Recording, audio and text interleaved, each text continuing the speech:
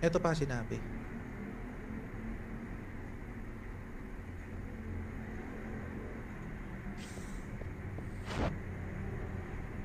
Nakumbida kami sa bagong, ano yun? Bagong Pilipinas? Eh hindi ko nga maintindihan kung ano ang purpose doon at maghahakot ng sangkatutak na empleyado.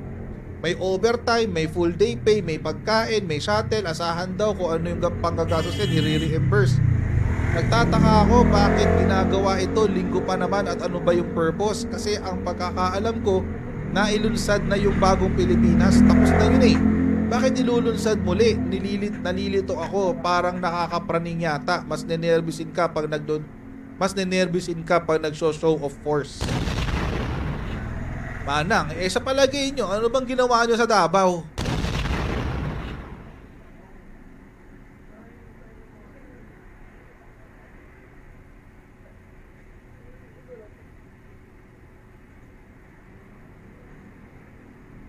Ano palagay nyo ginawa sa Davao? Hindi show of force?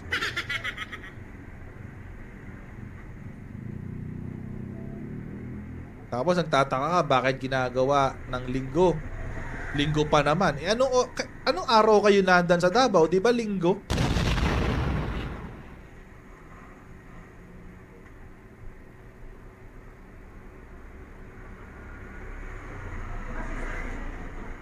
Prayer rally.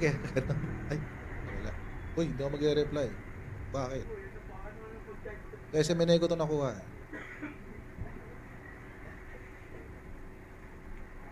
Ginagawa ng linggo. Linggo pa naman. Anong araw kayo nandan sa... Chinita pa.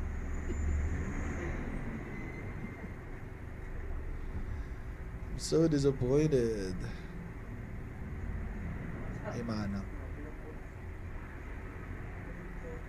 So disappointed kay Manang. Sabi ko lang. Tapos sabi niya si Senator Ivy ba yung tamang kung siya yung tamang Marcos kasi kaya lang naman sinasabi na siya yung tamang Marcos kasi siya yung kampi sa Duterte. Ilang naman yun? Ilang naman yun?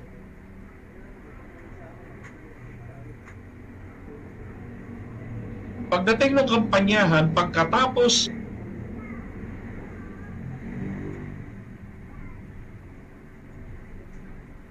paano ngayon nagagawin? Hindi siya nag-comment doon sa narco list. Hindi mo magtatanggol kapatid mo doon? Sa narco list na yan? Kahit pinasinungalingan si Digong ng iba't ibang ahensya ng Pilipinas? Hindi mo kayang pagtanggol kapatid mo doon? Diyos ko. Ano yung masasabi ni Madam Imelda?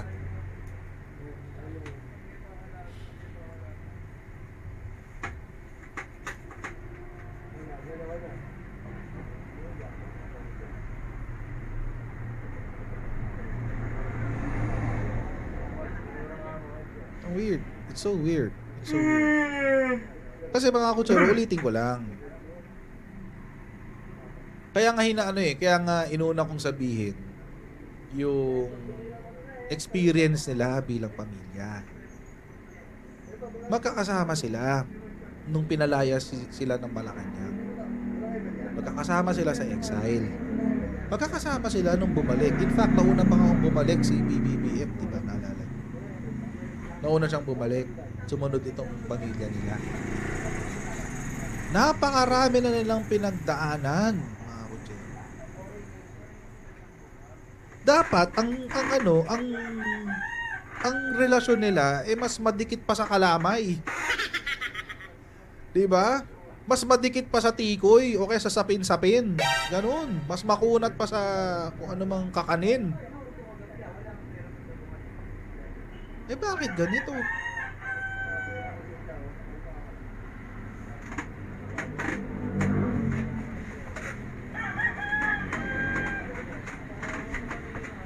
Hindi ko naiintindihan.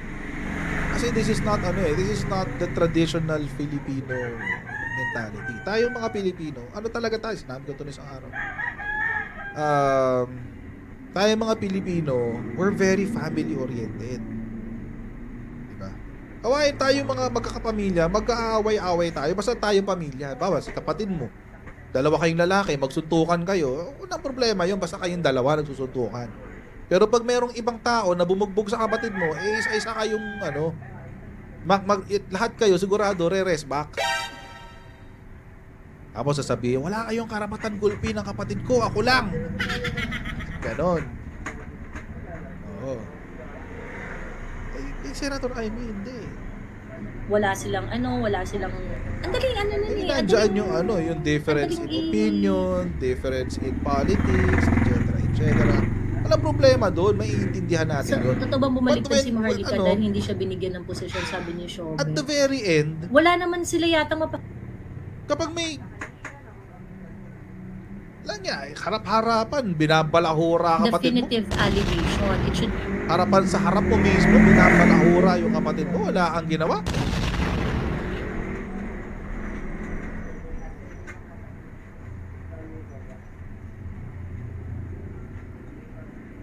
Nakakaano pa dyan, nakakainis dyan. Hindi, kasi di ba kumakalat daw, nagalit siya sa kay FL and everything. Alam nyo, kung ganun, hindi na interesado Pilipino dyan. Wala nang pakialam ang Pilipino dyan kung kanino kayo magkagalit. Kayo yan, pamilya nyo yan. Resolve it in your own family. Ayusin nyo yan sa pamilya nyo.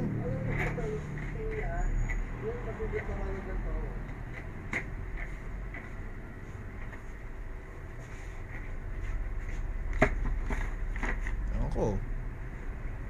Ayusin nyo yan sa inyo. Huwag nyo kami damay. Huwag nyo kami damay. Damay yung bansa. Hindi nyo naman playground ang buong Pilipinas.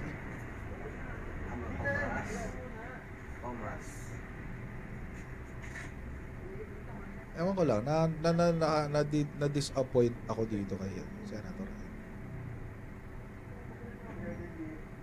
Kasi tanggalin na muna natin yung mga tanggalin muna si Martin, tanggalin muna si Lisa, tanggalin muna pali-paligid. Pero silang apat na lang. Sila na lang yung pamilya. Sila na nga lang yung sinuportahan ng mga loyaliste. Tapos paghihiwalayin pa rin. Paghihiwalayin nyo pa ang mga loyaliste.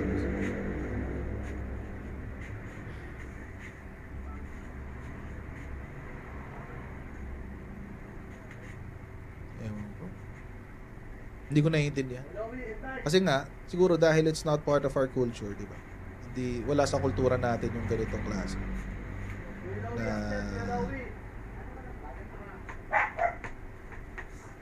Na hindi mo pagtatanggol yung pamilya mo.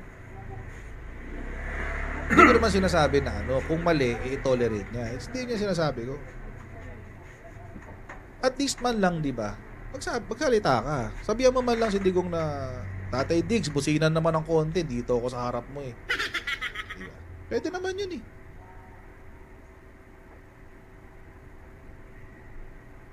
Imagine, 4 na lang kayo magkakapatid. 3 na lang pala. Tapos merong Amy na sabihin natin 4. 4 na lang kayo magkakapatid. Tapos ganito pa dramahan nyo. Tapos makahati pa ngayon ng mga loyalista dahil sa dramahan nyo. Ewan ko lang. Hindi ko lang alam kung susuportahan pa rin ng mga loyalista si Manang nito. Hindi ko lang alam. Pero ako I'm really disappointed. Sana bumawi itong si Manang sa mga loyalista talaga. Promise. Sana bumawi siya. Pero at this point, right now, what I'm saying is right now. Right now,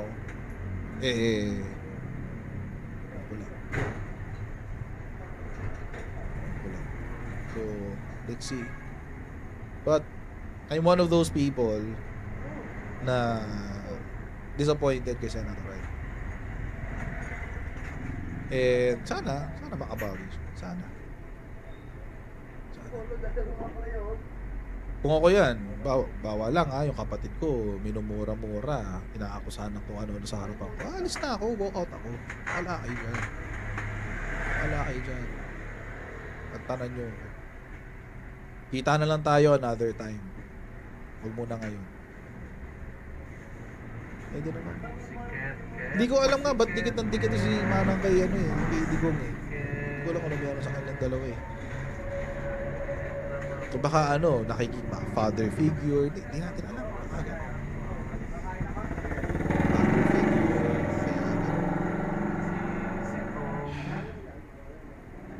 tapos di ba may kumalat pa na yung si Doktora Badoy pala yung nag-message.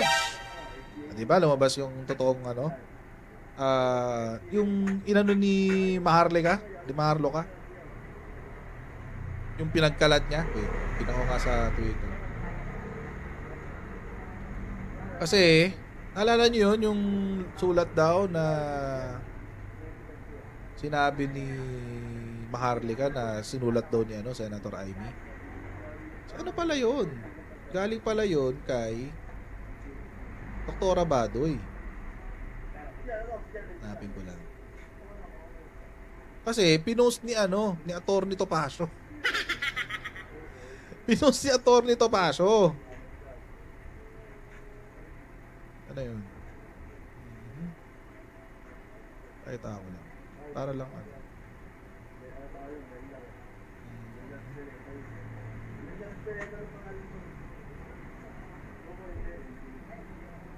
Ayan. Ayan.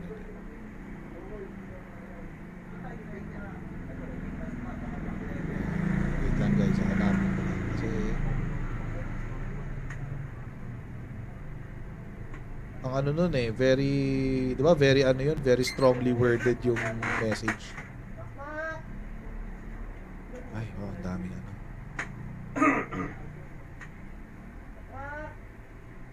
very strongly worded message yun eh.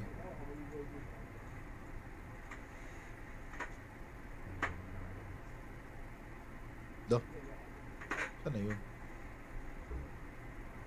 Nawala. Sige, wait lang. Ba't nawala siya? Baka dinilit na ni Atty. Topacio.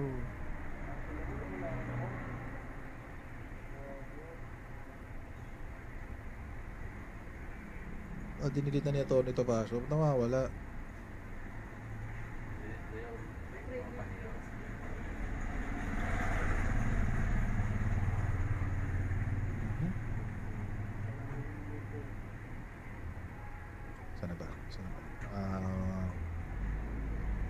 I think meron yan sa group. Katie palagay nga nung link ng group dito sa sa page para sa para maka-join sila sa group.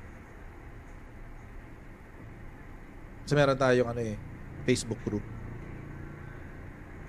Join kayo dyan. Kasi marami kaming pinag-uusapan dito. Marami kaming kwentuhan dito sa group. Wait lang nawawala yung na-save ko ba yun? Sana na-save ko. Yun! Naka-save na lang siya sa akin. Sa aking phone. Ito.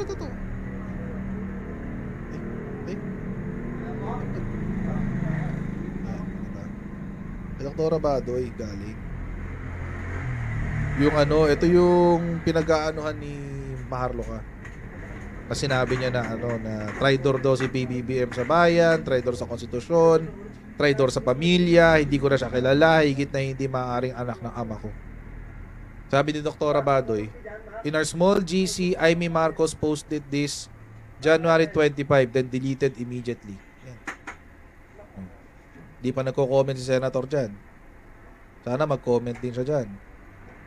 Kasi kailangan malaman natin yung totoo. Hindi kasi natin alam, baka mamaya ginagamit lang siya ng mga kontra kay BBM di ba? Ay, wala. Hindi natin alam Pero one thing is for sure. Si Senator Amy ay super ate ng pangalawang pangulo. Yan, sure na yan. Wala nang question mark dyan. That means it is sure. Ay, no.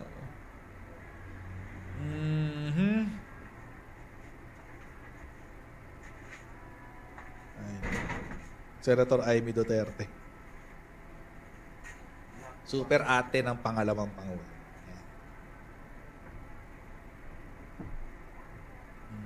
Game. So yun, mga kutyan. Yan ang ating second topic.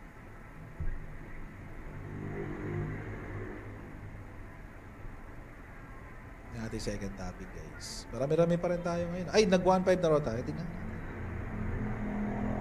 Konti na lang, 1.3. 1.369. Bakit gusto nyo nagdagan to ng konti? 3,200 tayo sa YouTube, oh. Bakit gusto nyo nagdagan to ng konti, guys? Kahit 1.5. Diba? Ibig sabihin, kalahati na nanonood sa atin ngayon. Puro ano lang. Puro taga-monitor. Grabe siya. Dami na naman nagmo-monitor sa akin. Agoy!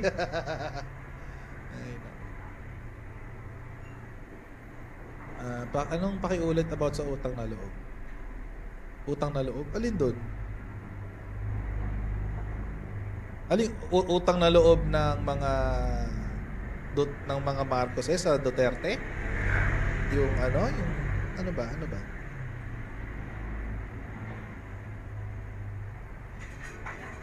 Baka coach, isa si Amy sa babae ni Diggs at... Ay, wag naman ganoon. Oy, wag naman. Di naman siguro. O 227 sa Facebook. O, matagal na tayo hindi umaabot ng 200 sa Facebook, ha? O, hindi naman ganun siguro. Hindi naman siguro, ano. Wag naman. Baka may bandahilan. Diba? Ay, magpapalibing. Pati trigger sa akin mga DBS pag in-explain ko uli ang utang na loob na yan. Kasi naalala ko, sinabi rin ni Baste. Di man lang daw naisip na yung tatay daw nila nagpalibing sa kay Apple Lakay. Okay lang din naman. Pero walang magiging President Duterte kung walang Senator Amy. Diba? Kung walang Senator Amy, walang bobotong loyalista kay Digong. Hindi tayo mag-uusap ng Apple Lakay na ililibing. Kasi walang Digong na presidente. So, sorry.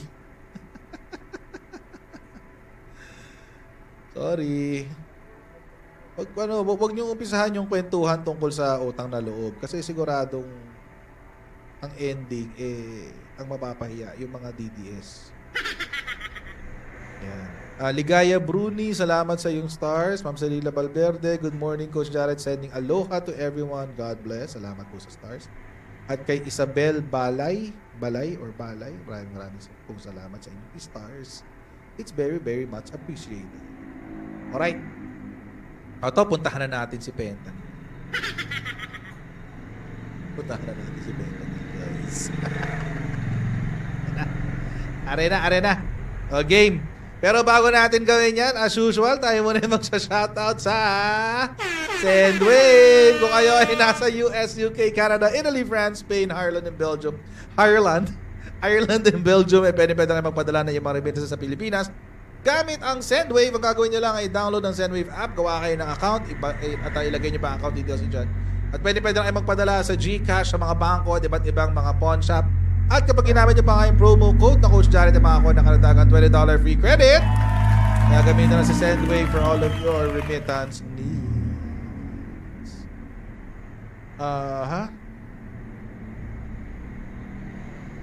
Sabi ni Kenneth Reyes, sabi ni Sas at Hitad, yung fentanyl ay hindi masama.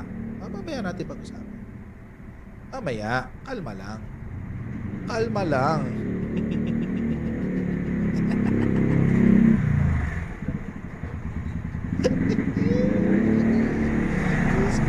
Handa na ba kayo? Ito Ito. Paalala. Ang inyong maririnig ay opinion ko lamang.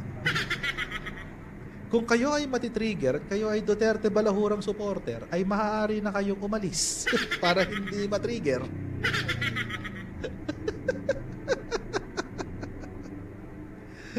Ano? Ano ba man tawag dito? Patnubay ng magulang ay kailangan sa mga matitrigger na manonood.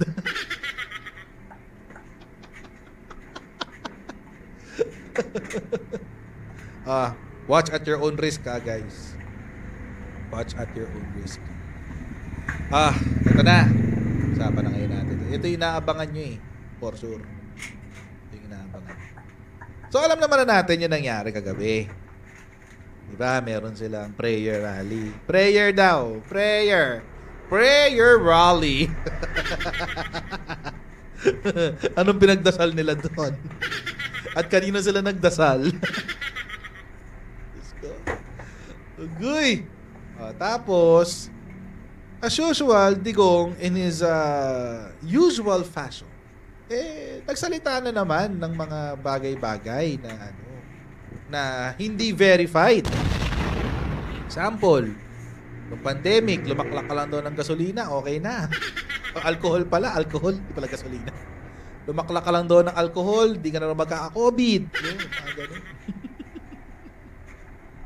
So it's the same thing. It's practically the same thing. So naglabas na naman siya ng mga statement na hindi na naman verified. Tony Descartin, salamat sa inyong stars. So yun. And eto, paano natin balita? Umpisahan natin dun sa balita. Okay? Kasi masaya tong balita natin. Former President Rodrigo Duterte expressed his belief that the true motive behind the People's Initiative or PI campaign is to keep the Marcos family in power. Duterte made these remarks during a prayer rally against PI in Davao City on January 28. According to Duterte, key figures behind the campaign include First Lady Liza Araneta Marcos and House of Representatives Speaker Martin Romualdez, who allegedly aspired to become the Prime Minister. Ang nangyayari ngayon ay hindi ang People's Initiative, kundi by the people.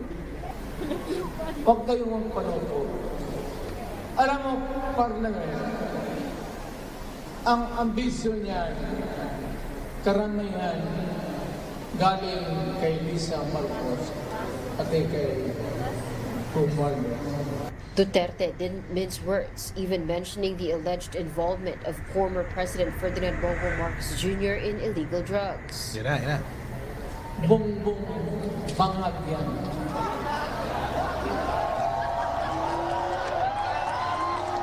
That's why sinasabi ko na sa inyo ngayon, si Bongbong Marcos bangag noon, ngayong presidente na bangag natin ang presidente. Kayong mga military, alam niyo yan. Lalo na yung sa Malacanang. Alam niyo. The Armed Forces of the Philippines, alam niyo.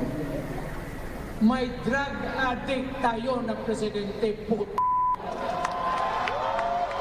He also warned the president about the possibility of facing a fate similar to his father, former President Ferdinand Marcos Sr. Nung ako'y mayor, pinakitaan ako ng evidence ng PDEA. Doon sa listahan, nandoon yung pangalan mo.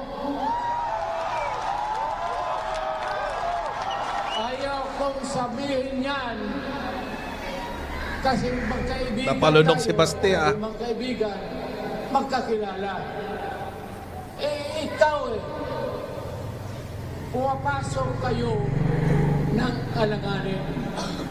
Mr. President, baka susunod ka sa dinaanan ng tatay mo.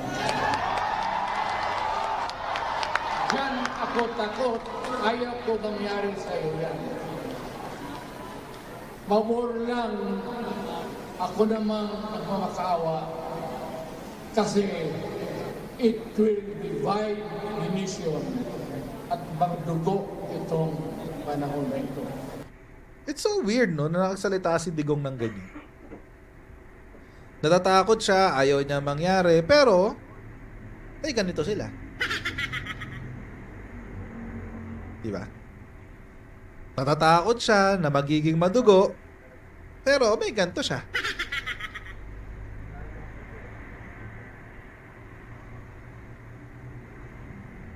Natatakot siya na it will divide the nation, pero may ganito siya.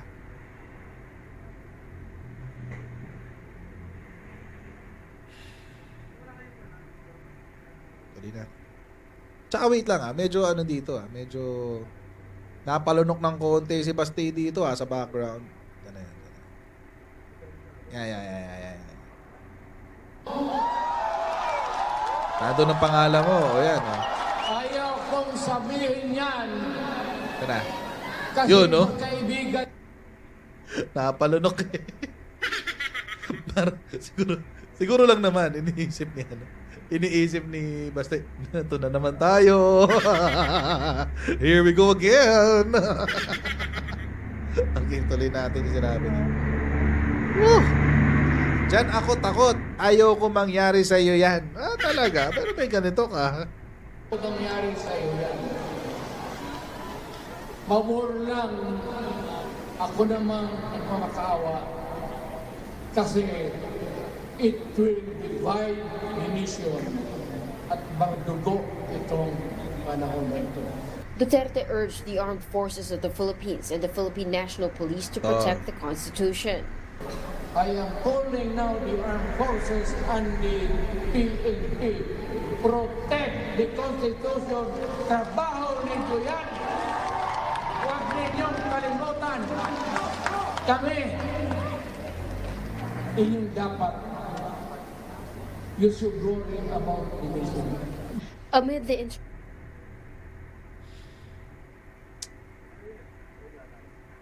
Di na dapat sinabi yun.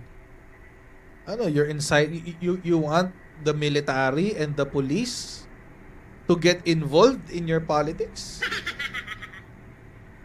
Alam nyo, every time, napapansin ko kay Tigong, every time na meron siyang critique na sasabihin laban sa administrasyon, laban sa gobyerno, sasabihin niya, naalala nyo nung una, yung dun sa wag na magbayad ng tax.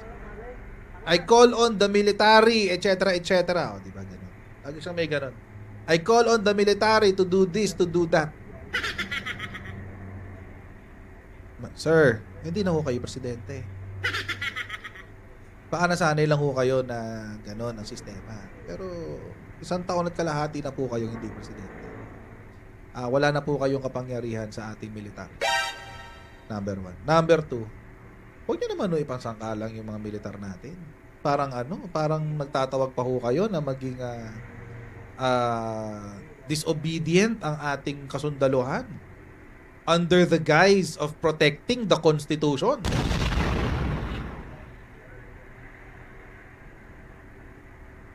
Constitution ba talaga pinoprotektahan nyo in the first place? Kasi maski yung si BBM, ayaw niya nung People's Initiative. Maski siya, ayaw niya nung People's Initiative. Paulit-ulit niyang sinabi yan. Parang hindi nyo ho natiiintindihan. Kailangan din ho ba gawing Kailangan ba i-translate sa Bisaya para maintindihan nyo?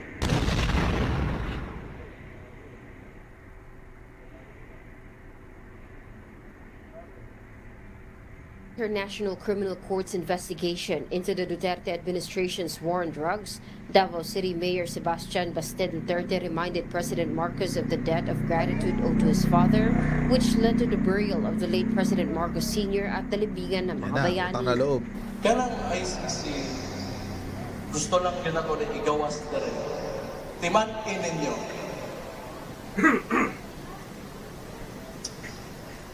Inyong amahan ra ba ipalubong sa akong amahan? Kana na lang yun unta. Pero wag gid ninyo. Oo na, ako, maganda, personal man yun Mawad ang ibong respeto ninyo. The attendance of I mean, kasi gets na natin yung utang na loob. O sige, walang problema. Gets na natin yung... Sabihin natin, let's play the devil's advocate. Tawag dito. Sabihin natin, utang na loob ng mga Marcos sa inyo yun, na pinayagan yung tatay nyo na ipalibing si Apolacay, sa sa libingan ng mga bayani. Hindi ba kaya kabayaran din yon sa utang na loob na binigay dahil sa suporta ni Senator Amy na para maging presidente yung tatay niyo? Pwede din ba kaming maningil, kami mga loyalista na bumoto sa inyo?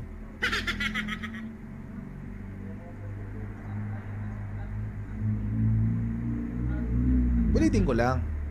Huwag tayo singilan ng utang na loob.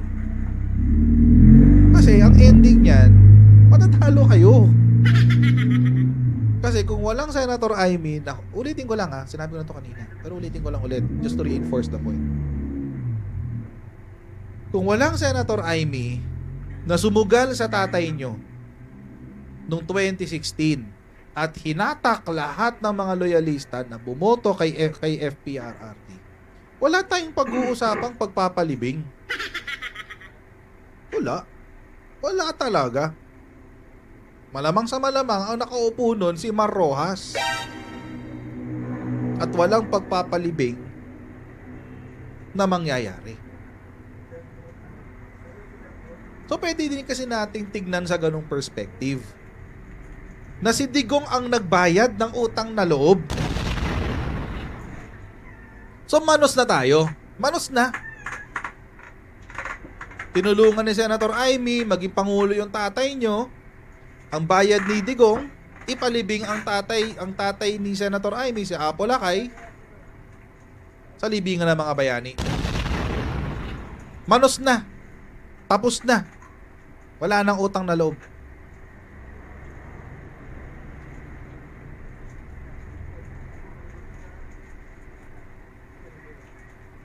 Ano pa yung susumbat nyo?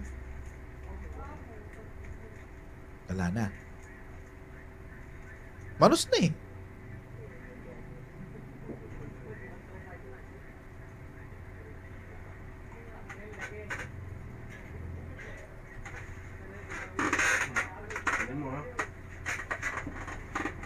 Oh.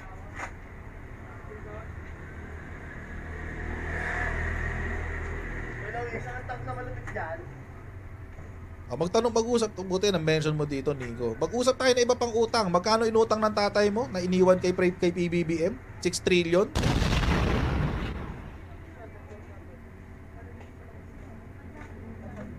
Pwede ba topic na? Kota na tayo, Aisha, 1.5 na. Ayun, salamat! Salamat po, guys. Thanks for the love. Love, love, love. Diba? Pwede naman yun. Sabi sa inyo, may mga DBS na matitrigger eh. Sabi, si Senator Amy nagpanalo kay Digong? Sino ba si Digong before Senator Amy? Sino ba siya? Mayor ng Davao. May makinarya ba yan para manalo? Wala.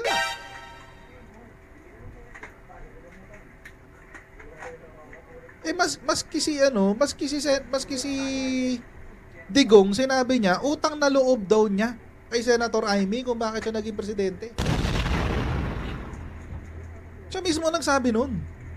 O magkakaroon naman tayong Duterte versus Duterte pagdating sa mga statements.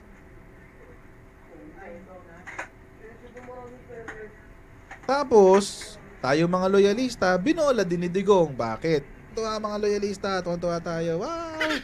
Pag nanalo ako, ilalagay ko si BBM bilang vice-presidente. Sige, boto natin siya. Ano nangyari? Budol! Naging BB ba si Bongbong? Hindi. Lala nyo yun? Baka nakakalimutan nyo pa yun.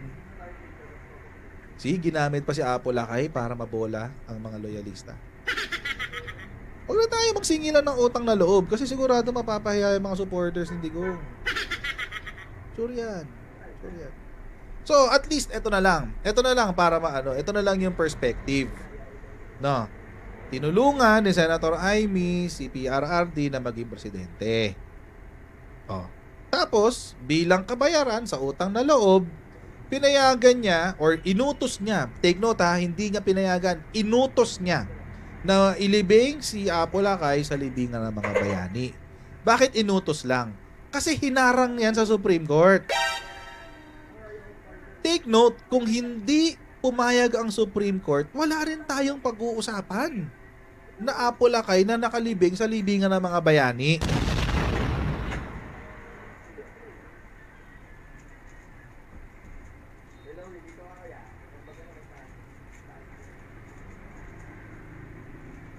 So take note, huwag niyo pong ibabato sa mga loyalista na kayo ang nagpalibing. Hindi. Inutos nyo lang, pero hindi kayo ang pumayag. Kahit iutos nyo yan, kung nakasara yung gate na libingan ng mga bayani dahil sabi ng Supreme Court, hindi pwede. O, may magagawa ba kayo? Wala. Anyway. Ayun lang naman. Huwag lang tayo magsingilan dito ng utang na loob. Kasi, wala. Delikado. Mapapahiya ang mga Duterte Balahura supporters. Tuloy na. Vice President Sara Duterte and Senator Amy Marcos at the gatherings during discussions. While the Vice President was in Manila for the Bagong Pilipinas kickoff rally of the Marcos administration, Senator Marcos reportedly did not show up at her siblings' event. Malaki ang utang na loob namin sa inyo, mga kababayan namin, sa pagkakataon na ibinibigay ninyo sa amin na makapaglingkod sa ating pamahalaan at sa 6 na taon na suporta ninyo sa administrasyon ni Pangulong Rodrigo Duterte. Estimates suggest that over 50,000 people attended a prayer rally in Davao City. Kat Maraos, UNTV News and Rescue. We serve the people, we give glory to God.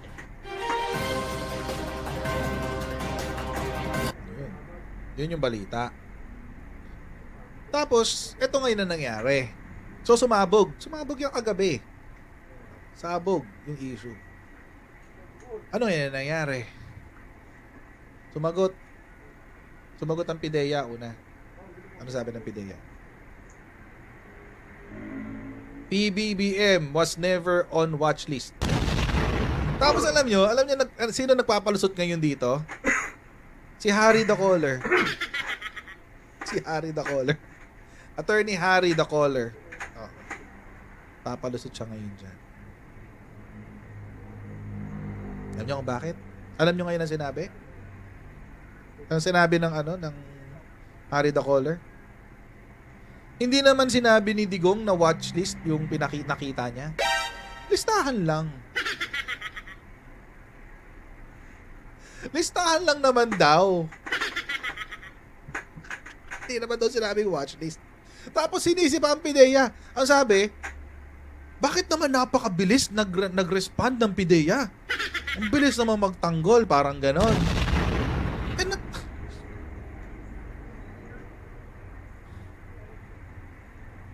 Natural.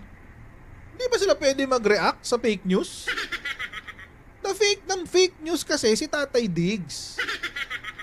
So dapat, quits lang. Pwede dapat sila mag-react. Kayo nga, ang bilis yung magtanggol dun sa fentanyl reaction ni Presidente.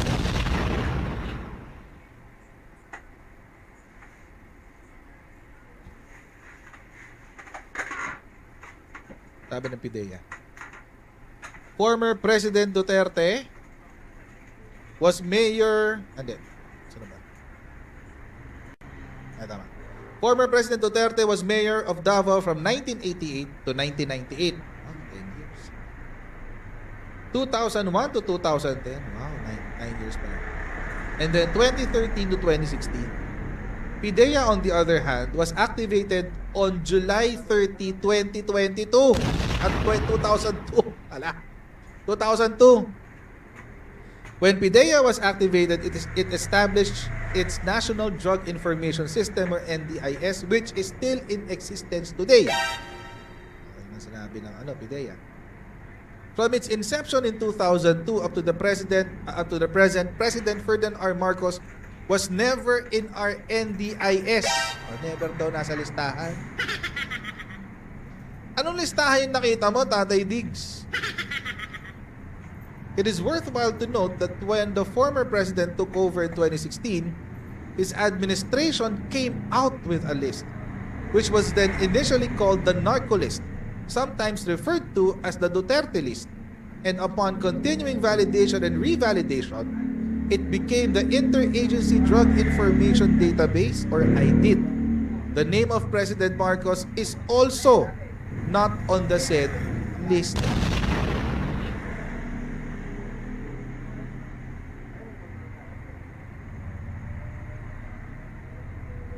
So parang pulburon video to, ganun. Parang pulburon video. Nagkalat kayo ng sinasabi niyong pulburon video, tapos nung kayo pa naghamon kung kailan nyo ilalabas. Tapos ngayong anong petsa na? Katapusan na ng January, wala pa rin yung video. It's the same thing.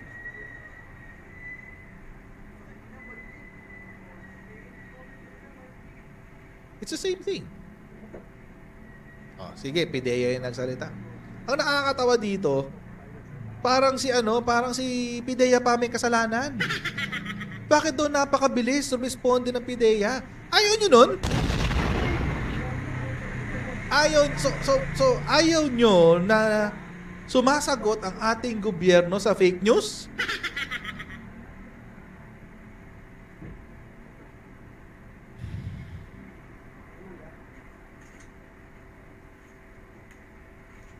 Pero pa nagsabi. Nag-comment lang doon. Kasi 3 lang naman yung pinost ko kagabi. Pero ang daming trigger doon sa pinost ko. Ang daming comments in fair. Pero pa nagsabi. Hintayin nyo lang, lalabas din yan. Okay. So ibig sabihin, kinagat nyo yung sinabi ni Digong kahit walang ebidensya. So hindi lang pala kayo tanga, uto-uto pa kayo. Lang ebidensya eh.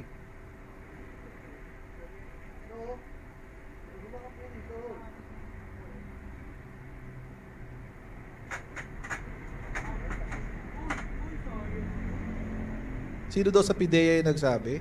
Nag-press con sila kanina. Nag-press con ng PIDEA kanina. Hindi nyo ba alam? Nag-press con sila kanina. ASEC yung nag-announce. Pinost muna yung ng PIDEA. Tapos, nag-press con sila kaninang umaga.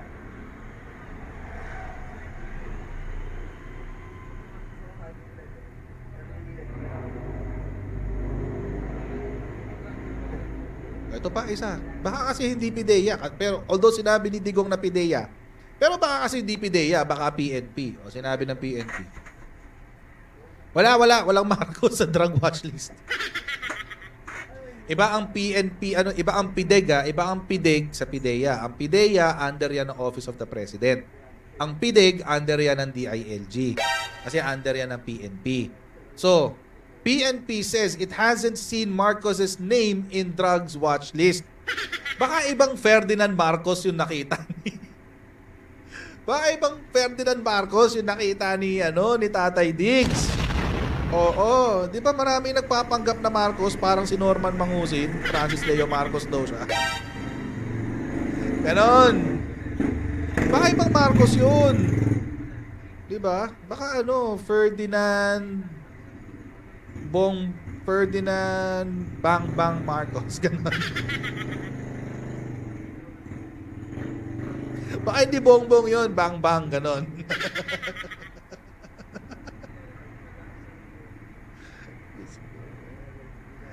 Sakit ko sa bangs. Anong sinabi ng PNP?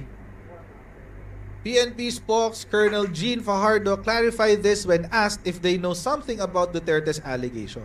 Sabi, it's best to ask na lang ang PIDEA because that was their statement. But on the part of the PNP, we have not seen any document or list reflecting the name of our president.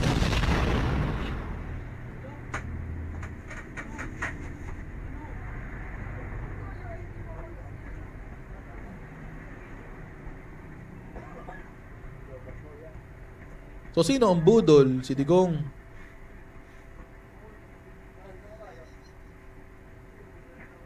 So si Digong pala ang budol. Tama.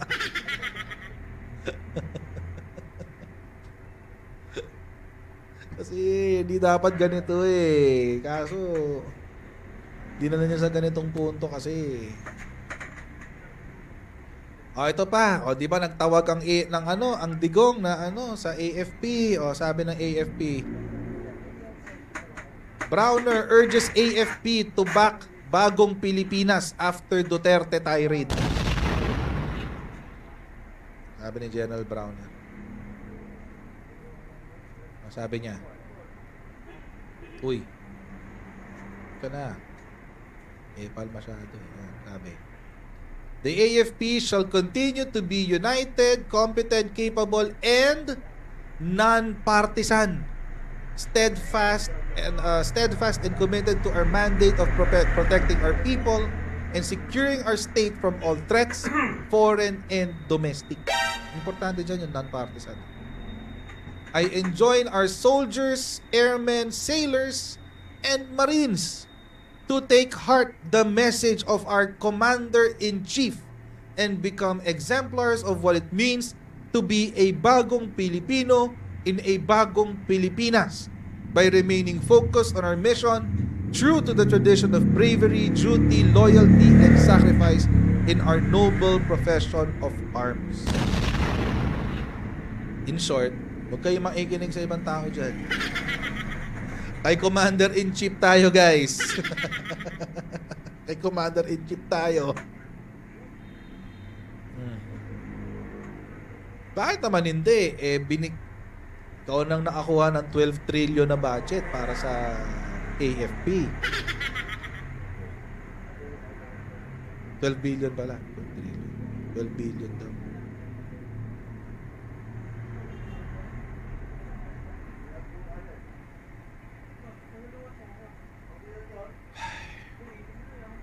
Sunod lang tayo kay Commander-in-Chief natin.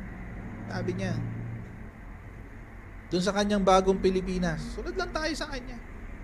Doon lang. Wala tayo ibang papainggan. Wala tayo ibang papainggan. Siya lang. Yan.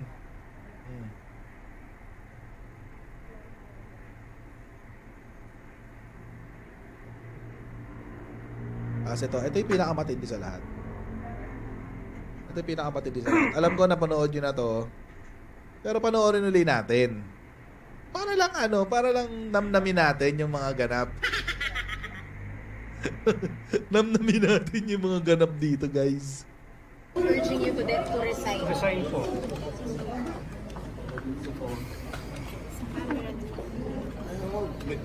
I think it's the fentanyl. Is it the fentanyl? Fentanyl is the strongest painkiller that you can buy. It is highly addictive and it has a very serious side effects. And PRRD has been taking the drug for a very long time now. When was the last time he told us that he was taking fentanyl? 5-6 years ago. Something like that. After 5-6 years, that has to affect yun, kaya alagay ko kaya nagkakaganyan. So, I hope his doctors take better care of him. Hindi pinababayaan itong mga nagiging problema. But sir, can you categorically deny that you're involved in drugs para matapos lang yung... Don't even dignify.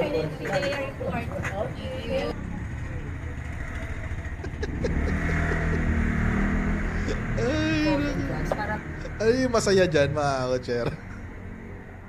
Ano yung nakakatawa sa diskarte ni PBBM dito? Yung mukha siyang concerned.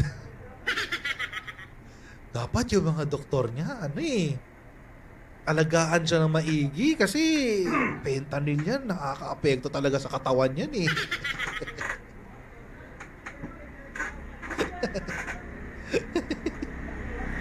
nakaka-apekto sa katawan. Ano yung fentanyl na yan? Nakaka-apekto talaga sa katawan yan. Oo. So, di ba ang tagal na niya nagpe-fentanyl? So, dapat yung mga doktor ni Digong, na binabantayan yung fentanyl niya kasi baka nakaka-apekto na sa pag-iisip niya.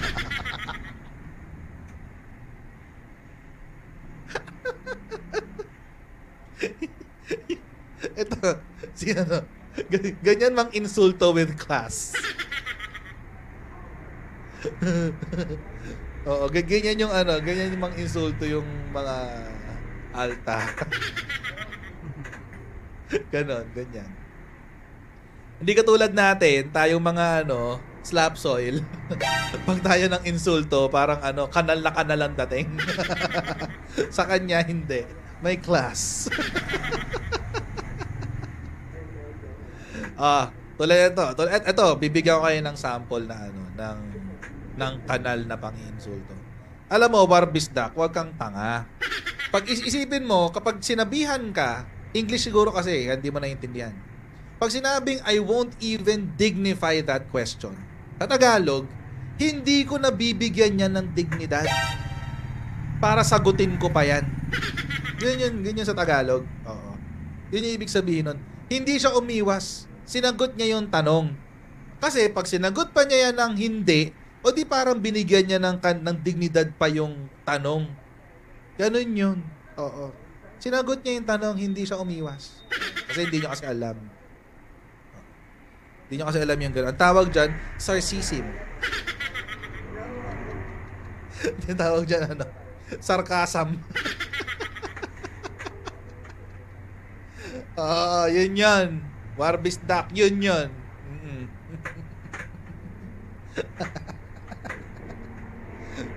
Sarcasm ang tawag dyan.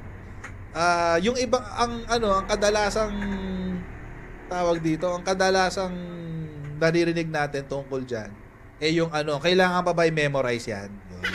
Ganon. Kailangan ba ma-memorize yan? Ano naman klaseng tanong yan? Ganon. Yun yung example ito ng kanal na sagot. Pero kay BBBM, hindi kanal. Yung kay BBBM, medyo parang, oo, dapat nag-aalala nga ako eh. Nag-aalala ako sa kanya kasi baka hindi inaalagaan ng mga doktor niya. Grabe doon si BBBM. Simple lang. Simple mang insulto. Grabe. Dapat alagaan siya ng mga doktor niya. Kasi delikado ang fentanyl. Alam niyo ba yun? Highly addictive ang fentanyl.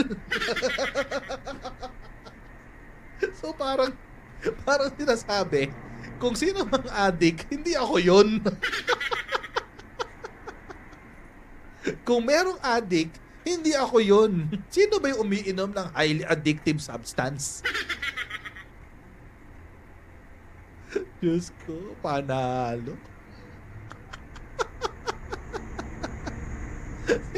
Sino ba sa amin dalawa ang nagpe-fentanyl? Tablado. Ay.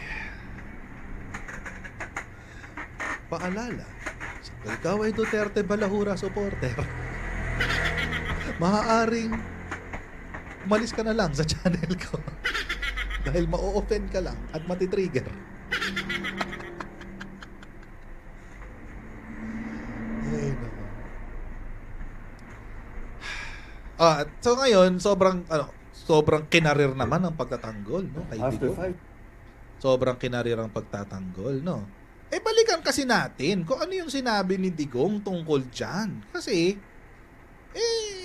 nakakatawa naman kasi yung salitaan kasi. Kaya ito muna, sabi ni Attorney Panelo. Attorney Panelo, matindi to. Mga nagtatanggol kay Tatay Diggs, mga abogado, di ba? Attorney Panelo, Attorney Harry Roque, etc. Mga experts, di ba? Ganun yung nagtatanggol kay Digong. Ito sinabi ni Attorney Panelo. Fentanyl is a pain reliever. Totoo naman yun. Pain reliever talaga. FPRRD has said in public when he was president, he used to take it to relieve him from pain he was suffering from. But that was before he became president. Bago daw naging presidente. He had stopped taking it before his presidency because somehow the pain disappeared. Uy, nawala daw ang pain. The effect of excessive use of fentanyl is the risk of getting a fatal stroke. No, not excessive use but overdose. Yan. Magkaiba ang excessive use sa overdose, ha? Take note. Magkaiba ang excessive use sa overdose. Yung overdose, pag uminom ka ng sobra-sobra sa isang inuman, yun ang overdose. Excessive use, pag ginamit mo ng higit pa sa kung paano ito pinrescribe sa'yo. Yun ang excessive use. So, si Attorney Panelo is using a play of words. Pinaglalaroan niya yung salita. Dina-downplay niya yung laging paggamit ng fentanyl. Kasi kapag na-overdose ka sa fentanyl, mga kotsero, patay ka talaga. Patay ka. Patay as in deads. Pag na-overdose ka. Pero yung excessive use of fentanyl is a symptom of addiction.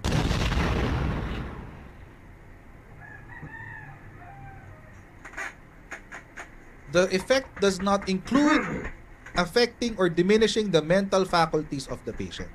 Yan ang sinabi ni Attorney Salvanel. Okay, puntahan ngayon natin yan. Gusto ko muna tutukan itong sinabi niya. Somehow, the pain disappeared. Yun yung sinabi kasi niya. Hindi ko naman to, hindi ko to salita. Salita ito ni Attorney Salvanel. Ano pong sinabi ni Tatay Diggs tungkol dyan sa pain?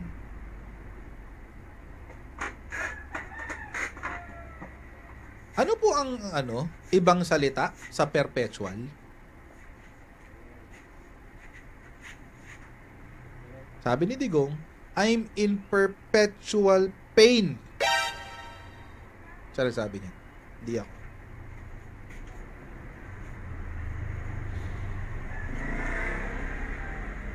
Palagi akong nakakaramdam ng sakit. Forever yan. So, paano nyo nasabi na somehow the pain disappeared? Si Digong na nga ang sabi, I'm in perpetual pain. Palagi kong nakaramdaman itong sakit na to. Forever na to. President Rodrigo Duterte has revealed that he is in perpetual pain due to a spinal injury he suffered from a motorcycle accident in the past.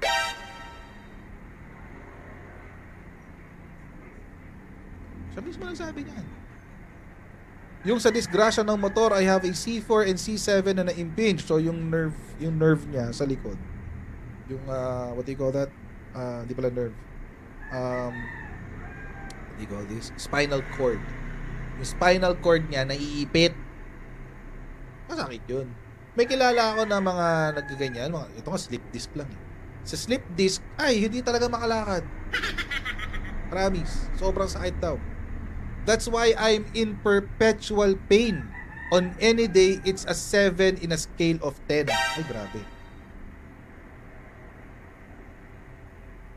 Masakit yun, ha? 7 in a scale of 1 to 10.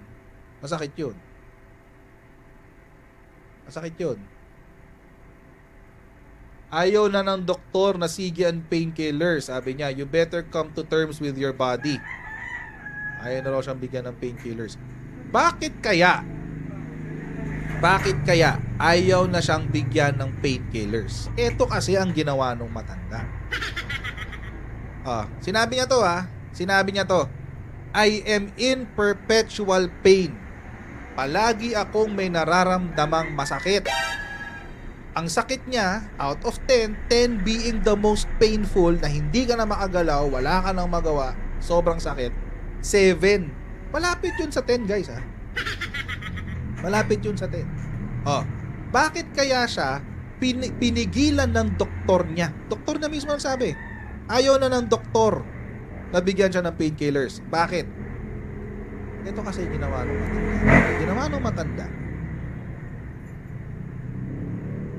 The doctor stopped it because he got mad.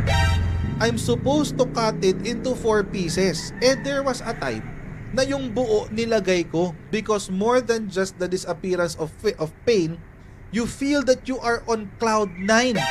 Para bang everything is okay with the world, nothing to worry about. Naa-addict na yung matanda.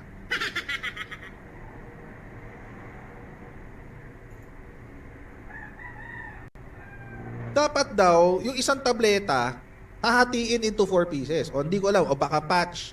Hindi ko alam. Kasi hindi naman sinabing tableta, hindi rin sinabing patch. Whatever it is, it's supposed to be cut into 4 pieces. Eh, ang tinake niya, isang buo. Bakit daw? Eh, kasi ang sarap ng feeling.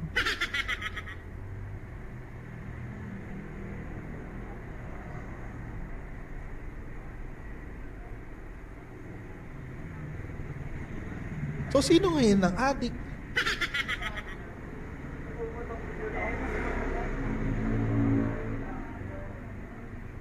My God, I hate drugs.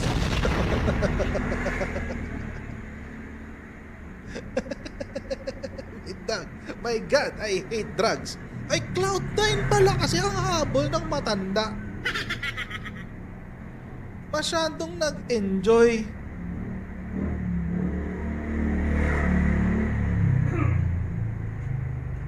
Kinarir ng matanda.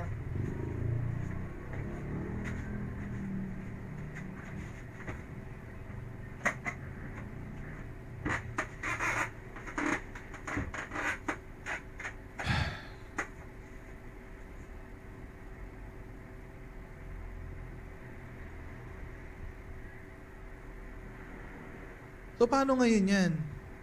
Paano nyo ngayon ipagtatanggol si Digong? Eh, siya ho mismo, may admission na na-addict na siya sa fentanyl.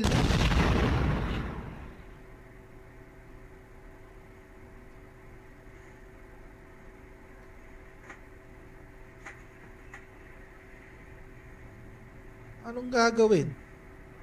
Siya nagsabi niya, hindi naman ako eh. Hindi rin natin alam, mga kotsero, kung ilang beses nangyari yun, there was a time.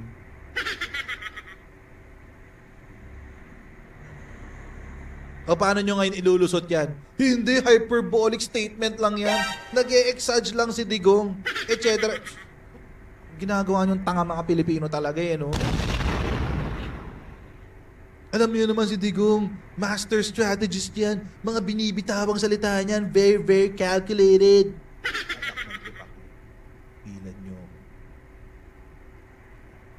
Lawyer yan, very precise yan magsalita. O yan, precise. Na-addict.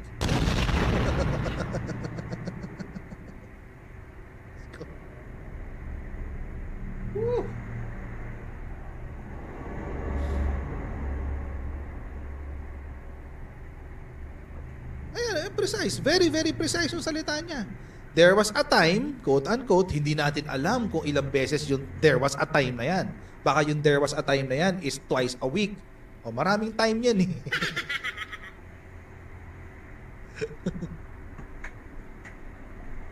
Kasi ang hinahabol ko is more than just the disappearance of pain. You feel that you're on cloud 9. Para bang everything is okay with the world. Nothing to worry about.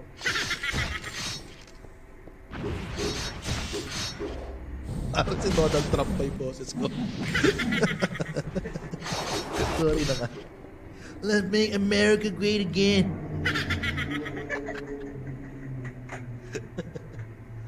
Diyos ko.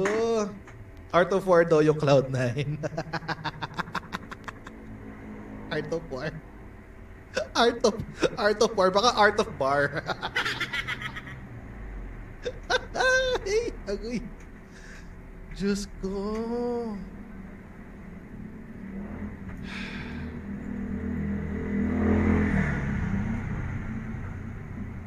Paano gagawin natin dito? Anong gagawin natin dito, guys? Oh, hindi lang yan. Hindi lang yan yung inamin ni Digong. Hindi lang yan. Diyos ko. Ito, 2017 pa to, di ba? Oh, ito. Meron pa isang inamin si Digong. 2018, Duterte admits using marijuana to keep him awake.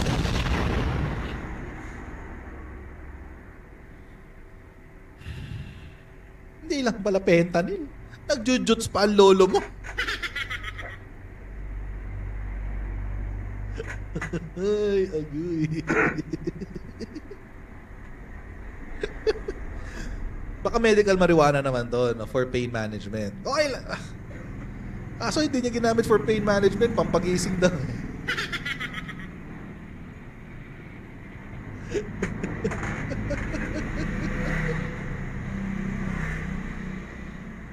Pwede naman sana yung medical marijuana for pain management. Okay lang naman yun. Well, sa Pilipinas hindi legal yun. Pero sa States legal yun. At may mga studies na pwede talaga yan. Medical marijuana for pain management. In fact, ginagamit pa nga yan sa mga cancer patients to manage the pain. Pero hindi pa legal sa Pilipinas eh. At presidente ka. During 2018, no? Presidente si Digong yan, guys. Tapos sasabihin ni Attorney Harry Tacoler, sasabihin niya, impeachable offense ang paggamit ng drugs. Ay, ano to? Hindi niyo naisip to dati?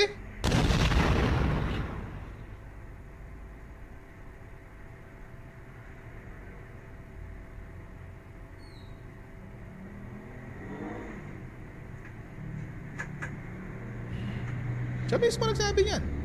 It's a killing activity, pampatay oras. Patay oras lang daw. And I think that at my age, ako hindi masyado kasi nagmamariwana ako eh. Para pagising. Sa iba, hindi na kaya. So meron pa palang iba, guys. Hindi na rin kaya eh. So baka, na-try niya yung iba? Hindi natin alam. 420. 420, guys. 420. Agoy, just go.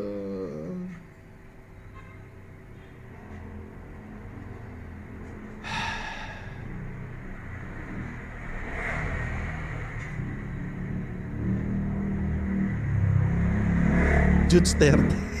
Sabi ni Ryan Bates. Jude Sterte daw. Sana. Jude Sterte. Panis.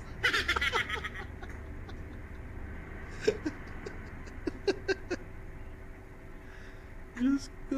Ito si Stone Trooper. Oh. Stoned. Alam mo yan. Diyos ko.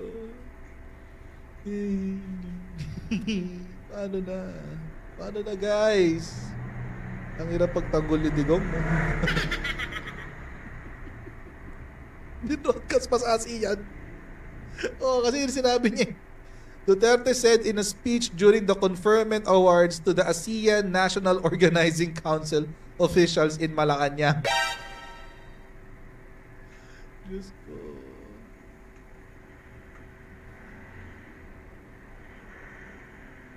Ay.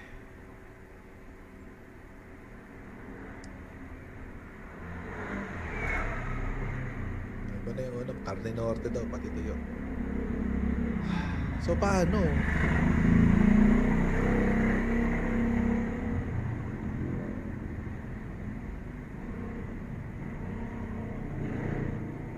Paano ngayon yan? It's all coming back. It's coming back to me now. It's all coming back to me now.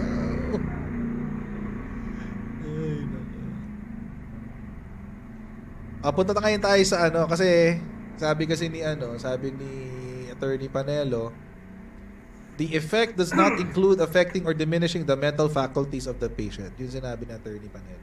Okay, tignan natin signs and symptoms. Nakuha ko to sa rehab. Sa rehab yan, rehab. Signs and symptoms of fentanyl use. So, may injectable, mayroong tablet, may tablet form, may injectable, tapos mayroong patch. Okay, so, di ko alam kung ano yung ginamit niya doon. Ito yung physical side effects. So, chest pain, irregular heartbeat, labored breathing. So, kapag dito pa lang sa physical side effects ng fentanyl use. Kapag kapag nag-overdose ka, deads ka agad. Dito pa lang, irregular heartbeat pa lang. Deads ka dyan. pag nag-overdose ka. Pero ang ginamit kasing salita ni Attorney Panelo is excessive use. Magkaiba yun. Iba yun. Oo, wag ganun. So, wag na yung physical, behavioral. Ito na lang, long-term effects. Long-term effects of fentanyl abuse. Abusing fentanyl long-term can trigger many severe complications, both physical and mental. Ano daw? Ito, bowel obstruction, perforation, seizures, etc. etc. Ito. Mental side effects. Reduced motivations, laging tulog. Paranoia.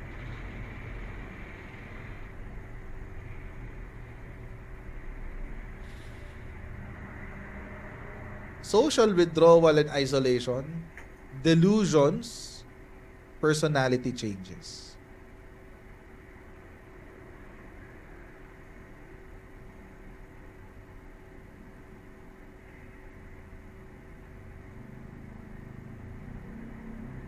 So may effect. May effect sa ano? Sa mentality. Sa frame of mind. But this is if you abuse it. Now, hindi natin alam kung si Digong abused the use of fentanyl. But, sinabi niya na meron siyang tendency to do it. Tendencies. You practically admitted to the tendency of it. Nung sinabi niya na nag-take siya ng more than what is indicated.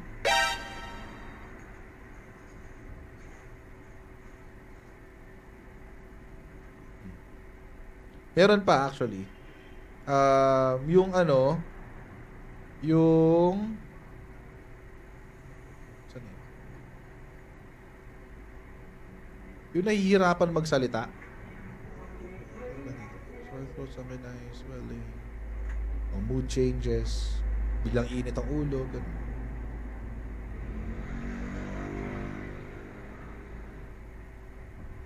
Ito pag bumibili na ng ano. Ayan, disrupted sleep patterns. So, yun. May ano siya, mayroon siyang effect. Mentally. Ito, signs and symptoms. Anyway, hindi naman ako psychiatrist to diagnose kung meron bang addiction sa si Digong. I don't know. So, I won't go there.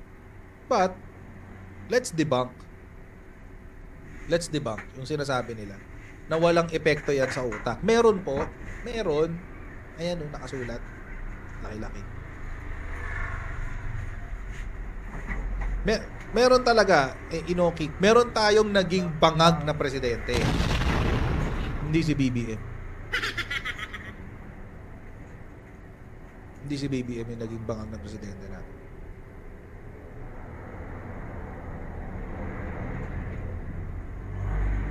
Kaya masasabi ng PSG, no?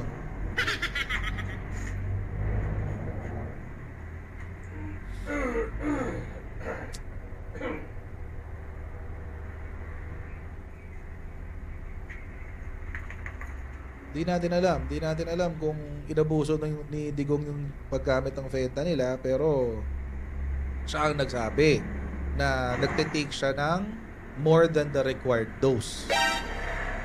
Kasi sarap daw ng feels, guys Sarap ng feels It feels like you're on cloud 9. It feels like you're in heaven. Parang everything is okay with the world. Nothing to worry about, man. Just go.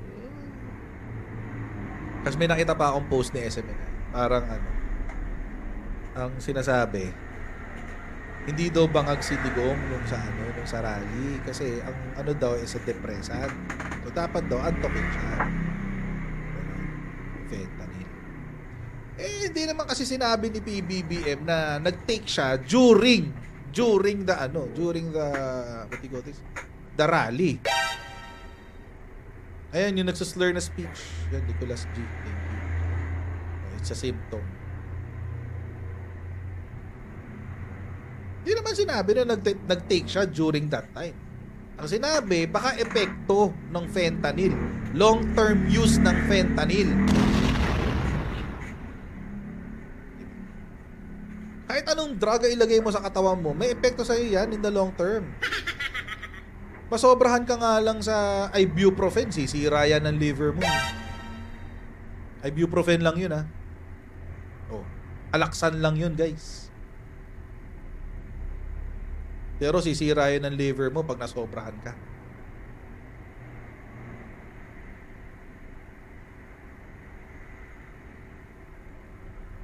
Pijuts.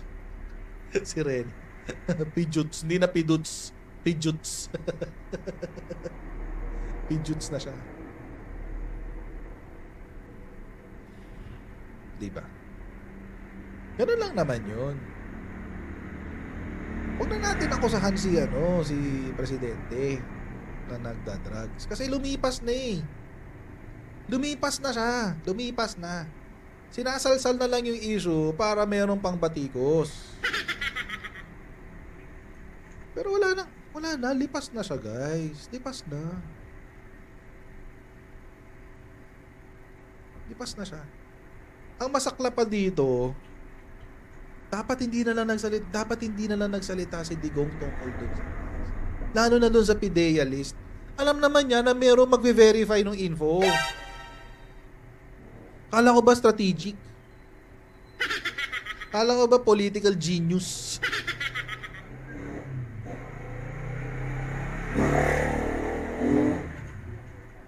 Paano na? Alam naman niya yun eh. O, verify ng PIDEA. Inaway pa yung PIDEA. Yan nakakatawa dun eh. Inaway pa yung PIDEA. Sabi, ba't napakabilis daw maglabas ng... verify yung info nyo eh. Oh. Natural. What do you expect from PIDEA? Nganga lang sila dyan, hindi sila magko-comment. Pinangalanan sila.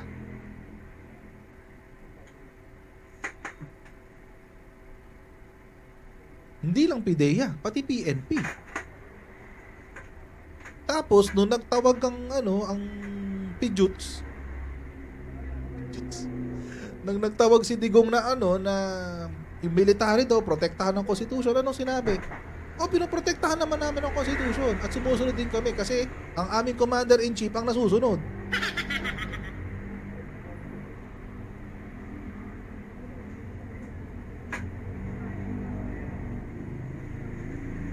Tapos pinagtanggol yung fentanyl. Kaso kasama pala talaga yung contraindication. Side effect pala ng long-term use talaga yun. May nababawa sa mental faculties.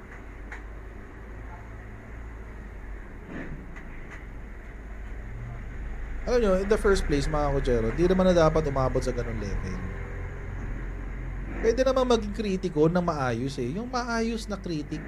Yung i-criticize mo yung programa, i-criticize mo yung kung ano yung ginagawa, kung ano yung trabaho, resulta ng trabaho, etc. Na hindi na nagre-resort sa chismis. Hindi na nagre-resort sa intriga. Kaso ang problema, nag-uumpisa sila ng intriga tapos hindi natin alam kung paano nila tatapusin. Tapos sila mismo nadidibang sa sarili nilang intriga.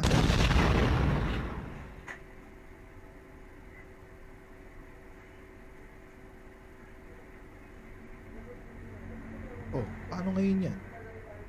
Tapos inaway nyo pa? Inaway, ang binabatikos ngayon kung sino yung naglabas ng info. Yung nagpasinungaling kay Digong, sila ngayon ang inaaway. Bakit? Dahil nabisto yung poon nyo?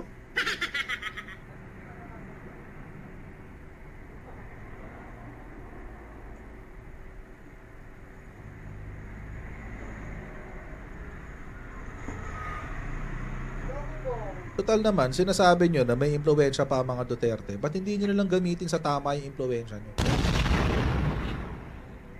Bakit gusto niyo pang mag-umpisa ng civil disobedience? Bakit gusto niyo pang mag-umpisa ng pangalawang people power? Hindi ko naiintindihan eh. Hindi ko talaga naiintindihan. Hindi ko naiintindihan. Ano mapapala nyo? Ano mapapala nyo? Gamitin nyo yung influencer sa tama. Tumulong na lang kayo kaysa yung gumagawa kayo ng ng issue dyan sa tabi-tabi tapos ang dali-dali nyong idibak. Malabo yung welcome ICC na yan. Ayaw nga ni Presidente yun. Alam mo, bilib pa nga ako kay Presidente dahil pinagkakatiwalaan pa niya si VP Sara. Kung ako yan, ako mismo magtatanggal kay VP Sara.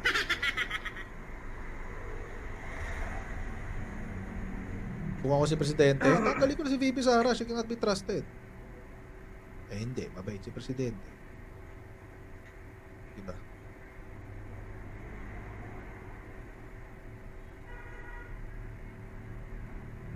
Bait lang siya. Nilaglag na siya ng kapatid niya, nilaglag na siya ng kaalyado niya, tapos ngayon kinakaibigan pa rin niya si VP. Mabait lang talaga siya. Mabait na tao lang talaga. Buti na lang siya, mabait. Kaso yung mga kalaban niya, walang ya. Weird. So weird. But anyway, it's their call. Bahala sila. Kung mag-resign si VP Sara, it's her call. Kung pag-resignin siya ni BBBM, it's his call. Hindi natin, wala tayong control. Sila control siya. Akin lang, if you have that kind of influence, gamitin nyo lang natin. Yun na lang. Huwag na natin huwag na natin pagdebatihan pa kung sinong mas malakas. Kung feeling nyo, pareho naman kayong malakas, edi magtulungan na lang kayo. Sa yung nagkaganyanan kayo, hinahati nyo yung suporta ng dalawang kampo. Ay, no. Ang ending pa nito, malamang sa malamang, yan, tulad yan, mawawala yung tiwala ng tao kay VP Sara. Ang ending yan, uwi kay luhaan. Uwi kay luhaan. Good luck na lang. Kung yan ang genius strategy na naiisip nyo, sorry. Sorry na lang. Oo nga, tinawag pa nila sarili nilang one opposition. Parang, ano ba kayo? Alyado kayo, tapos tawagin yung sarili nyo opposition. Nag-rebrand kayo ng sarili nyo.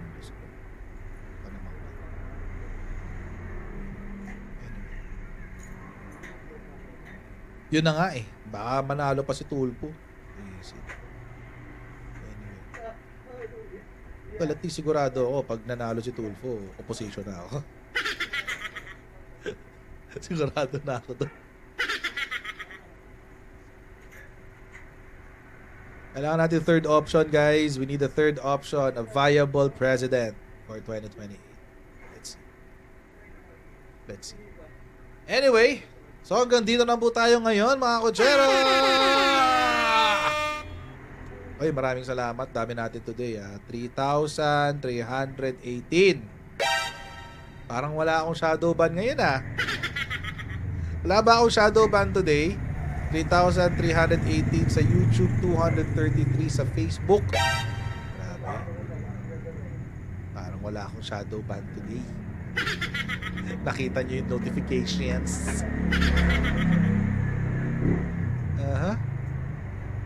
Idol number 1. Yari ang Pinas ko. Oo, malas natin, guys. Pag nanalo presidente yan, malas natin, guys. Ay, Dren, mas malas pag ako naging presidente. Malas kayo. Anyway. Anyway. Okay lang ba bukas na tayo mag-shoutout, guys? May live stream pa naman tayo bukas Pero maraming salamat sa mga nag-super chat tsaka nag-stars. Hindi ko nabasa to.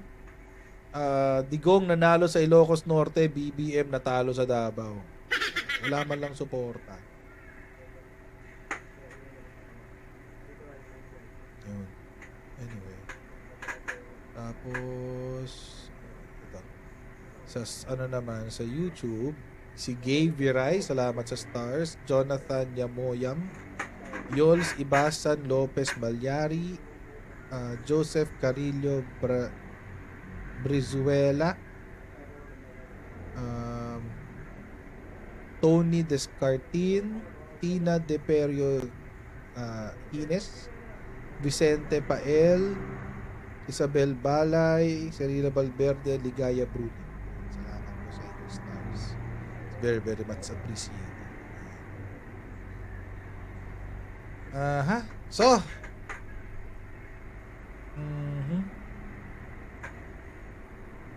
So ayan mga kotsero, bukas na tayo mag-shoutout, okay lang ba? Sensya na guys. Kasi babasa na ako eh. O ito, birthday naman daw. Si Gerald Ford Velasco, happy birthday man. Happy birthday to you. Salamat din sa... Uy, magto 2,000 likes. Oh, grabe talaga kayo. Ibang level kayo guys. Maraming 1,939 likes. Grabe naman kayo. I feel the love. I feel the love guys. At maraming pong salamat sa inyong patuloy na pagsuporta sa ating channel.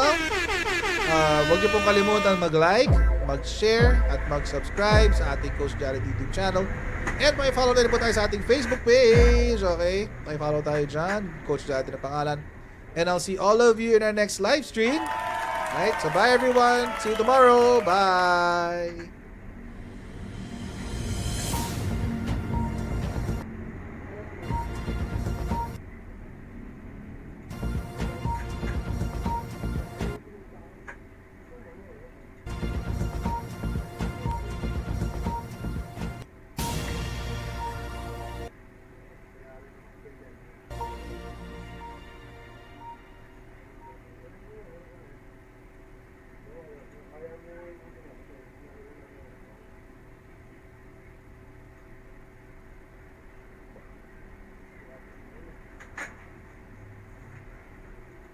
Sagot ko na yan. Try crispy fries spice.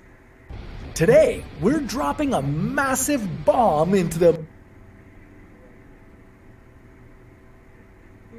Going to nuke a hurricane and a volcano.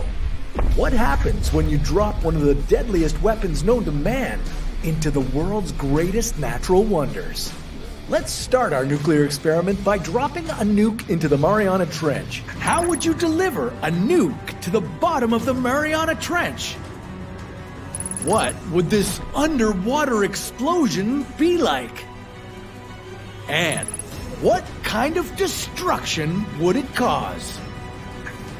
This is What If, and here's what would happen if we nuked the Mariana Trench.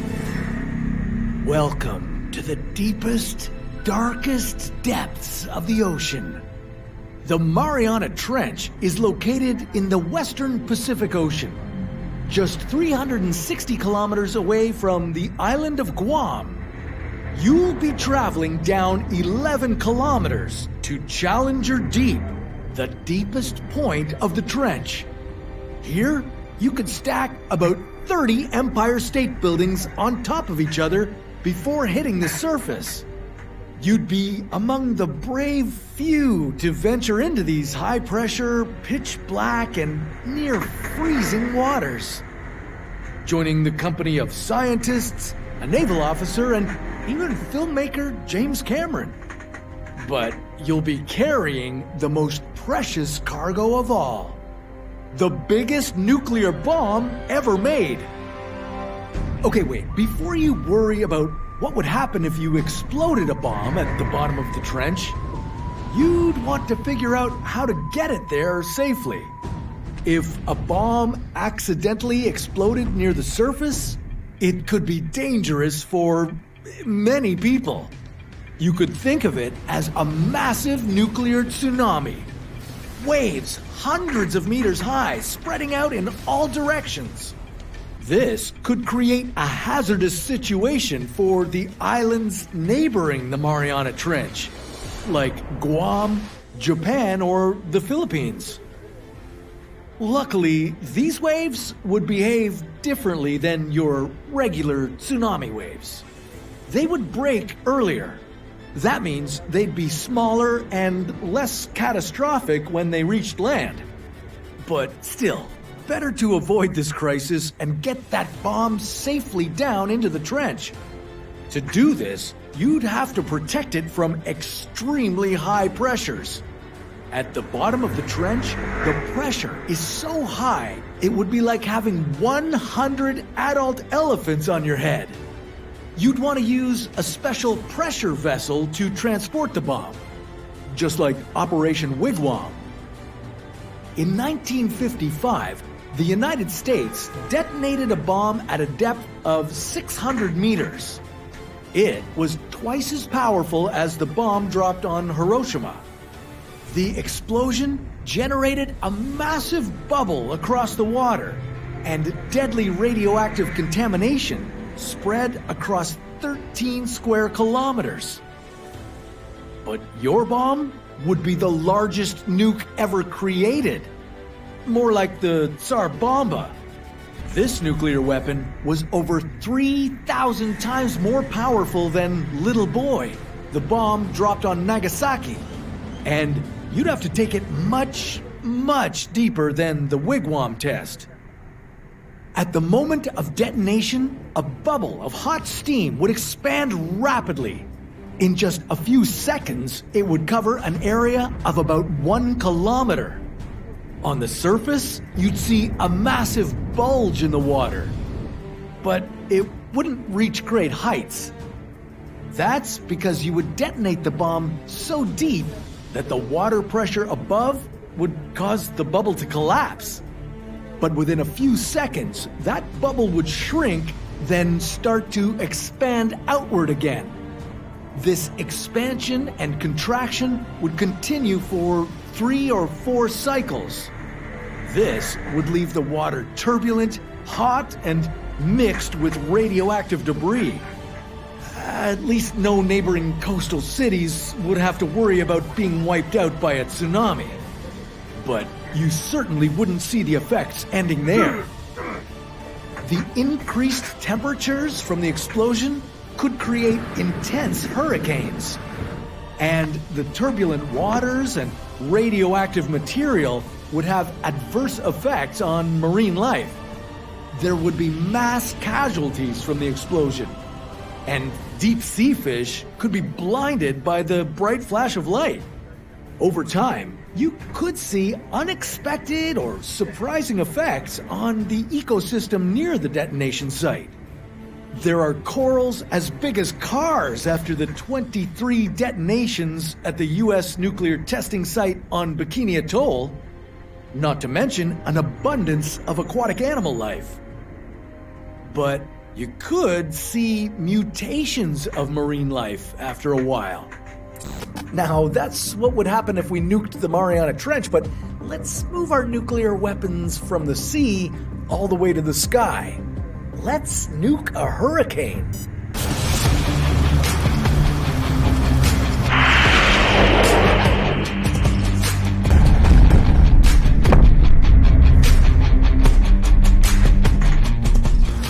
Every year, about a half a dozen hurricanes reach the United States, with effects ranging from heavy winds and some flooding to the decimation of communities, destroying homes and taking lives. Instead of bracing for impact with our sandbags and survival kits, what if hurricanes never hit land at all? What if we could stop these hurricanes by nuking them? How would we do it? Could this cause a nuclear apocalypse? Or would a bomb even stop a hurricane? This is What If, and here's what would happen if we nuked a hurricane. But first, what exactly are hurricanes? Well, they're massive storms that form over warm ocean water near the equator. Hurricanes are tropical storms. The water they form over needs to be above 26 degrees for them to work. This warm water creates humid air, which then gets thrust upwards by tropical winds to create storm clouds. Lighter winds outside the clouds steer them and help them grow. This cycle keeps happening until the storm has winds of at least 119 kilometers per hour. At that point, it's called a hurricane. They're usually about 160 kilometers in diameter and can be nearly as large as the state of Texas. Oh yeah, and did we mention that these things can last for days? You definitely don't want this coming to your home, so let's nuke it. Believe it or not, the idea of nuking hurricanes isn't new. It's been proposed for decades, dating back to the 1950s. The idea works like this. A submarine would travel underwater to below the eye of the storm. Once there, the sub would launch the nuclear bomb, creating an explosion intended to blast out all the hot air and bring in cold air, which is denser. The cold air would slow down the wind and stop the hurricane. Okay, we have our nuke and are ready to launch it. There it goes. And, well, nothing happened. The hurricane is still there. That can't be good. The reason nothing would happen is because of the amount of energy a hurricane produces. According to the National Oceanic and Atmospheric Administration, the heat released from a hurricane is equal to a 10 megaton nuclear bomb exploding every 20 minutes. In 1990, all of humanity used 20% less energy than a single hurricane produces. So the average bombs of today would hardly make a dent on a hurricane. Not only that, the hurricane would carry all that radiation, plutonium, and other civilization-destroying materials from the air down to the land. As if a regular hurricane wasn't bad enough, we'd now have a radioactive one. As it moved across America, it would destroy cities with its wind and water while also dumping radiation on them. Okay, let's try this again. This time, we'll use an even bigger bomb. And we mean really big. To have enough energy and force to stop a hurricane, you'd need more than 100 atomic bombs. But to keep it simple, let's pack all that power into one giant bomb. If we released such a massive bomb, it would surely stop the most epic of hurricanes. But once the dust settles, you'd quickly realize that you destroyed most of the Earth in the process. So, whichever way you attempt it, nuking a hurricane is not a good idea. And, unfortunately, the number of hurricanes continues to increase. Researchers say that the warming of the oceans due to climate change is the reason why hurricanes are getting stronger and more frequent. And no, we can't nuke that problem either. So, nuking a hurricane is a terrible idea.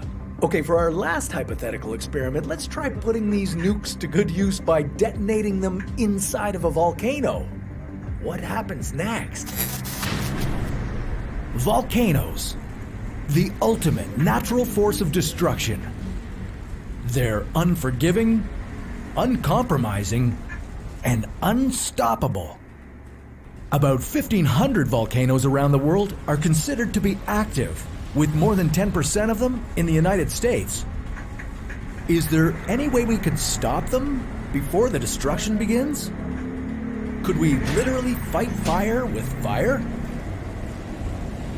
What if we nuked an active volcano? Would it solve the problem? Or make it way worse? This is What If, and here's what would happen if we nuked an active volcano. Volcanoes are as cool as they are terrifying. They are an incredible force of nature, capable of destroying our lives on their path of destruction. But could we give them a taste of their own medicine? How could we nuke such a fiery inferno? Well, we'd need to bring out the big guns. The nuclear bomb dropped on Hiroshima, Japan during World War II was the equivalent of over 130 million kilograms of TNT. That had plenty of impact. Could we use something like it to blow a volcano to smithereens? First, we'd have to figure out the target. While it's difficult to predict when a volcano will erupt, there are some warning signs. Watch for things like tiny earthquakes, releases of steam and other gases from the volcano's mouth, and bulging from the sides. Sounds like my last date. That being said, whether the volcano will erupt is still a massive educated guess. So let's say that our scientists locked on to an active volcano that's ready to blow. It would be a miracle if they could coordinate with the military fast enough to try and stop it. Ideally, we'd be able to predict it a few days before the volcano was about to explode. This would provide more than enough time for people to pack up their belongings and evacuate without causing the kinds of highway traffic jams we see during hurricanes, tsunamis, and other disasters. With everyone out of harm's way, geologists, volcanologists, and weapons experts would determine any weak spots on a volcano's sides that could be hit effectively. Next, a highly trained crew of pilots would fly over the volcano, drop their payload, and get the heck out of Dodge. If things worked perfectly, as in if they used the exact right amount of explosives and hit the perfect spot in exactly the right way, the top of the volcano would crumble into itself, keeping the magma mostly underground.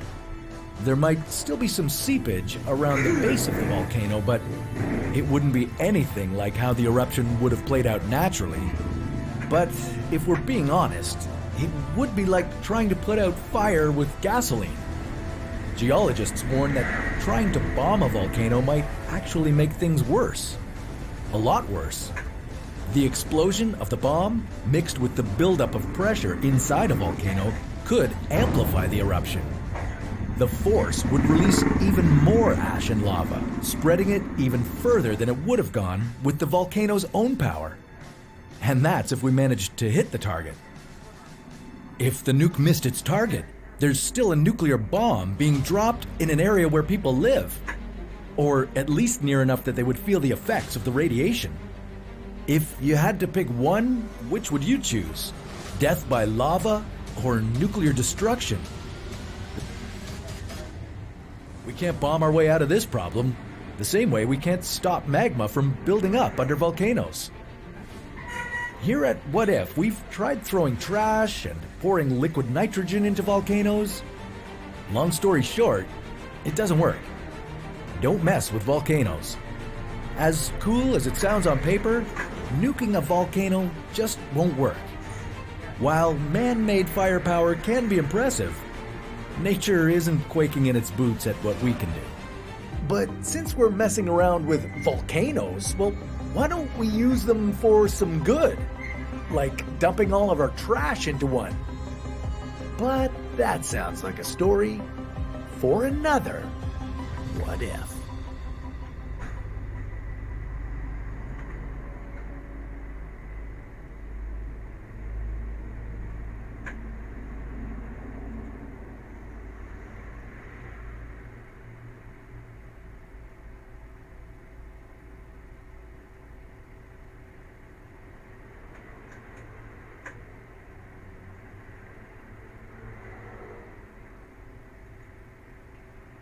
President Marcos, walang iba kundi yung ate niya, yung mas malapit sa kanya.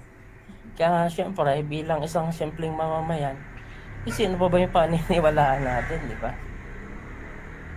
Nararamdaman naman natin na kung ano talang mga pinagagawa.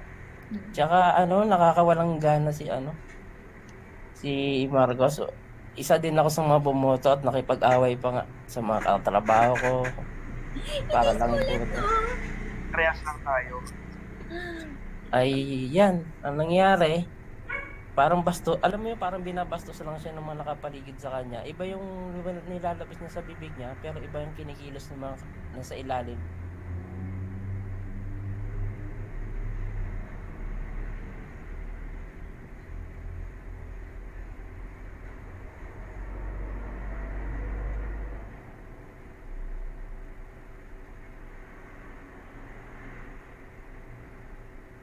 lang naman at may asawa kang hungry for power. Vision yan, karamihan galing kay Lisa Marcos pati kay Romualdez. Pabala ni Duterte, kung ipipilit ang People's Initiative, tiyak magkakagulo. Pag pinilit mo ito,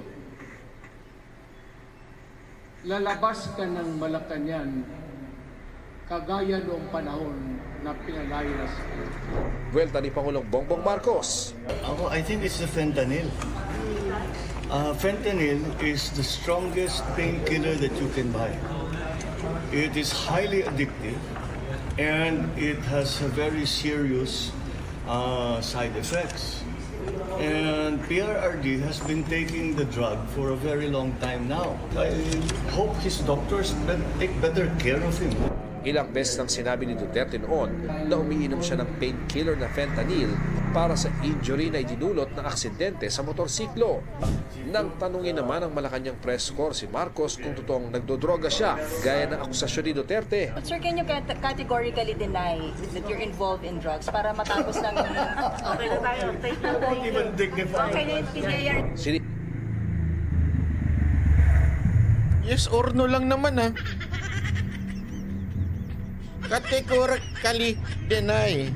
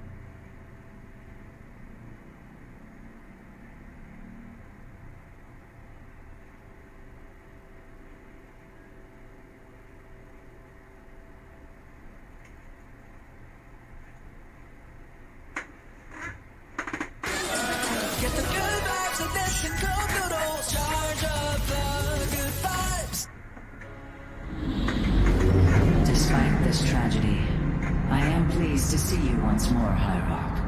I had hoped that our next interaction would be your announcement of Ayer's reclamation. As did I. Instead, the Templar have fallen. Then the threat is greater than I realized. We cannot let the same fate befall Shakuras. It is too late for that. Amon Zerg poured through the warp gate as a tide of flesh and blade. They have already overrun Telemetros and are nearing the shrines of Lazul. This world is lost. With such an infestation, Shakuras must be destroyed. Destroy Shakuras? I will not permit this. Permit? Shakuras was my people's home long before we offered your sanctuary upon it. I will not let this world be a den for Amon's forces. Worlds may fall to ash. What matters is that we endure.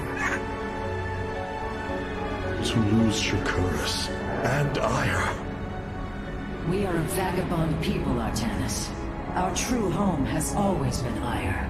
Let us reclaim it together. It is fitting that the daughter of Raja Gal decides the fate of the world she helped forge. Let us make preparations at once. Your forces are ready for factional assignment, Hire. The assembly panel. Now you may choose one of the 2 factions for use in upcoming battles. These assignments are not permanent and can be altered as our combat needs change. Select the core to start reviewing your options, Hiram. This array displays an overview of the Spear of Adun's weapon and support system. The evacuation ships have reported in. This was not an easy decision, but I would rather see Shakuras destroyed than overwhelmed by Amon Zerg. We have much... Tell me, Vorazun, how will we bring destruction to your world? The Zelnaga Temple's phase prism can be overloaded, forcing a spike of energy into the planet's core. Enough of a charge, and the planet will shatter. Amon will not possess my world. I've been thinking about this choice. We will lure as many of Amon's hybrid and Zerg through the gateway as we can. Only once enough are through to wound him will we overload the temple and flee. You mean to bleed him? Bold. But we can't risk the forces it would require to do such a thing. Leave that to me, Matriarch. I have learned much from the Dark Templar.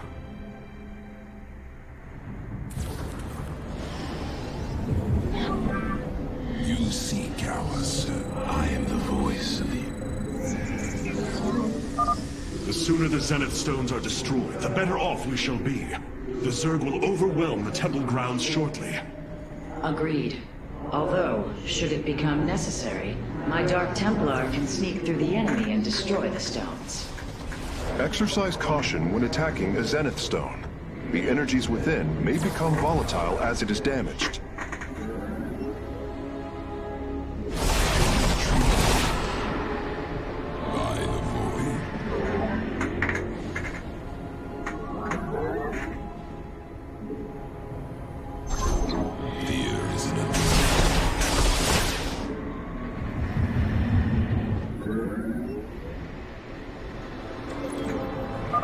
The Zerg gather for an attack to the southwest. Ignite your blades, warriors.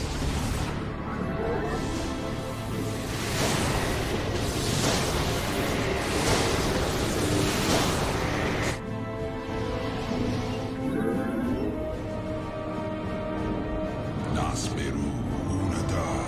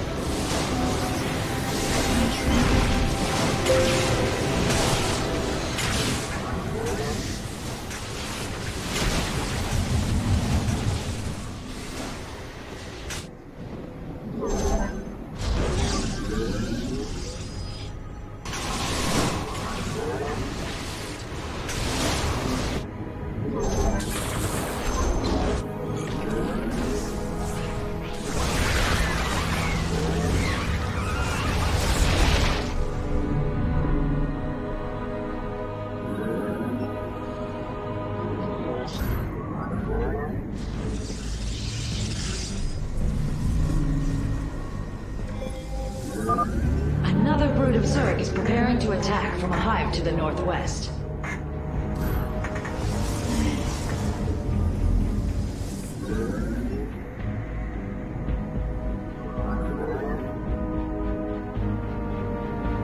I am the voice of the eclipse. Let our enemy know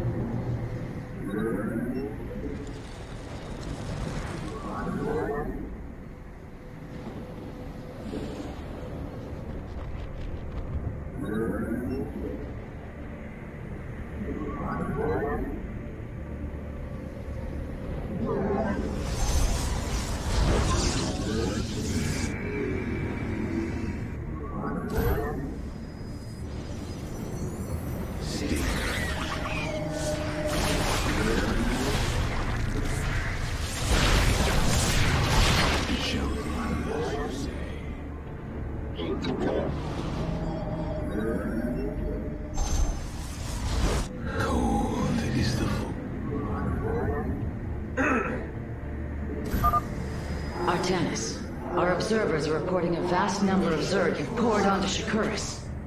And yet, not a single hybrid. Amon is testing our resolve. From the shadows I come. One. I am the voice of the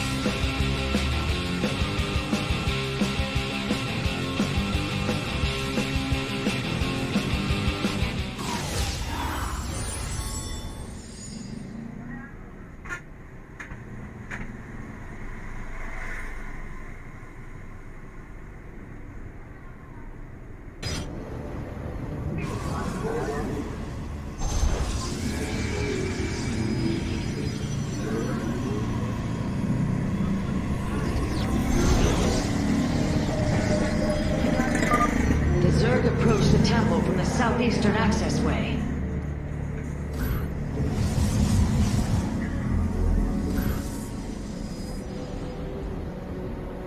From the shadows I come. From the shadows I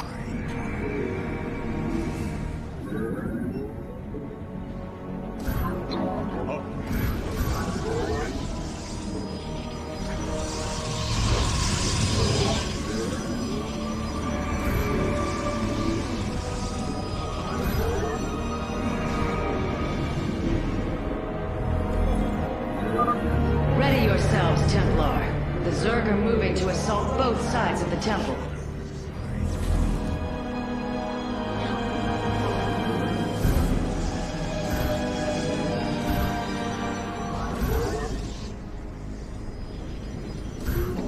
state thy bidding. Our pylon is under attack. I am the blade of the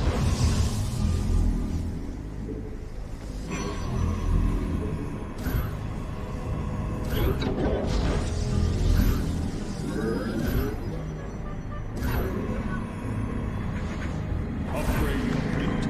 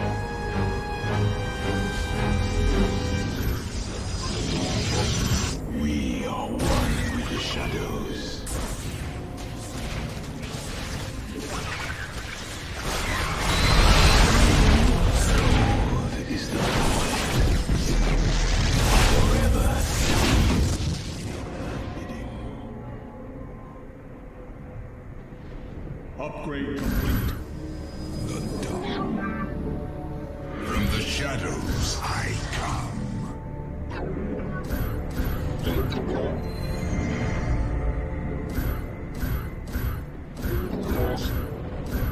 I am the voice of the eclipse. What would you ask?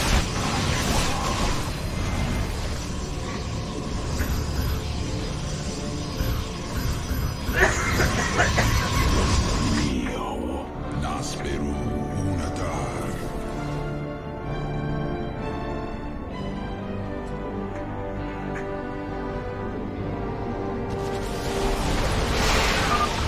Curious. There are overlords closing on the temple grounds. I have seen this tactic before. They are transporting ground forces. Destroy the overlords, quickly. I bask in the twilight. Fear is an illusion. Cold, the darkness. I am the heart of darkness.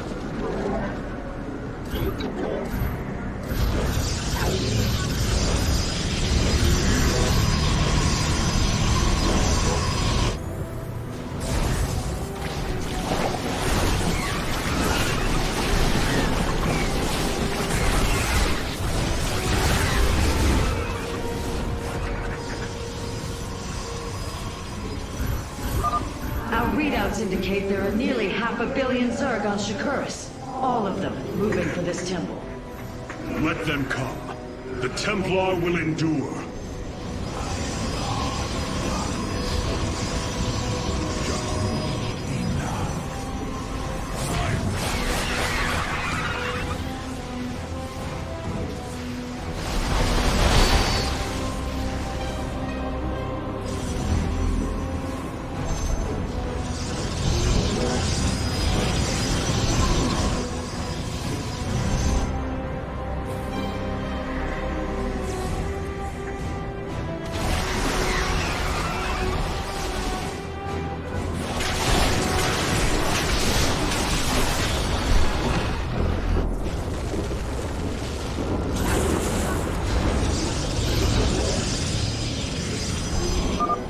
It is done.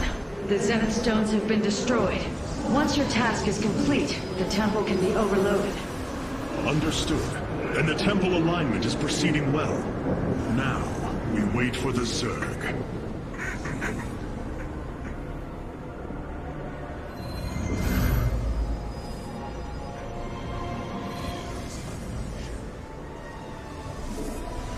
I bask in the twilight. Khatun, what would you ask of us? Be on guard, warriors. The Zerg are attacking the temple from all three sides at once. Jakul Inak. I am but Base is under attack.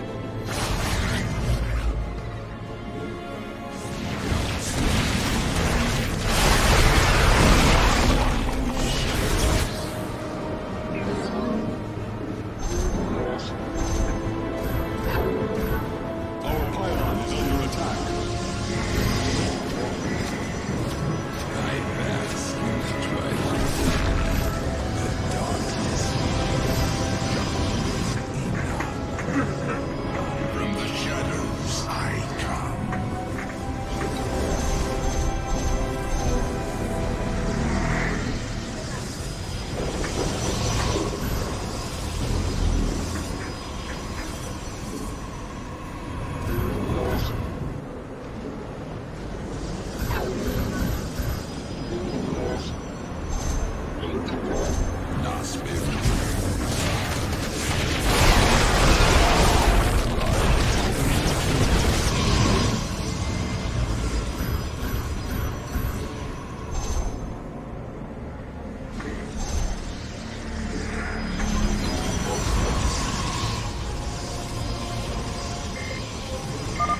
The Master's gaze falls on your shackled world.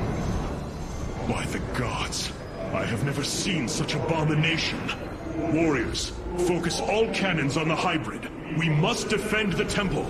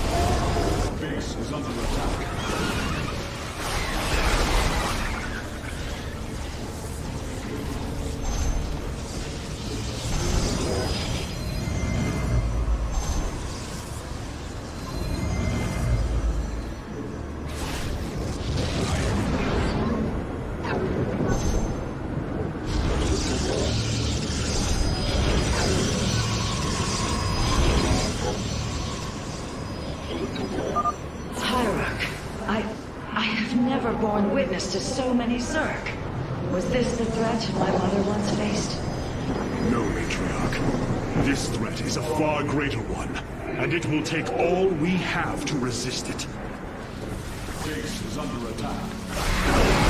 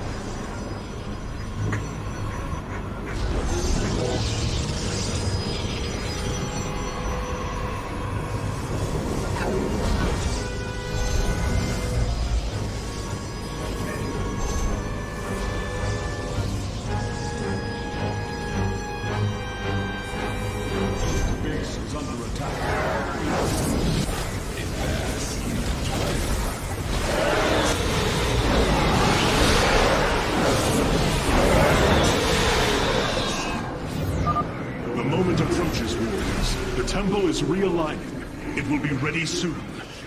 Hierarch, I have discovered a solarite cache beneath the Zelnaga temple. If we can hold longer, I should be able to retrieve it. Begin the retrieval process, Karax. We will hold the temple as long as we can.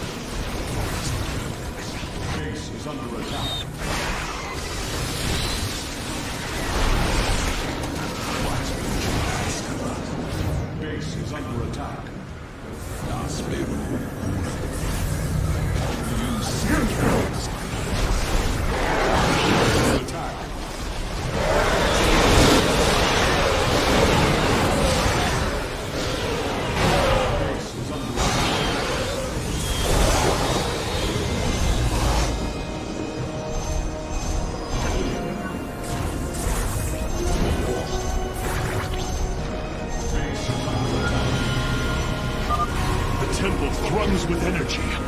It is ready. Solarite retrieval is still in progress. If we can hold on just a while longer.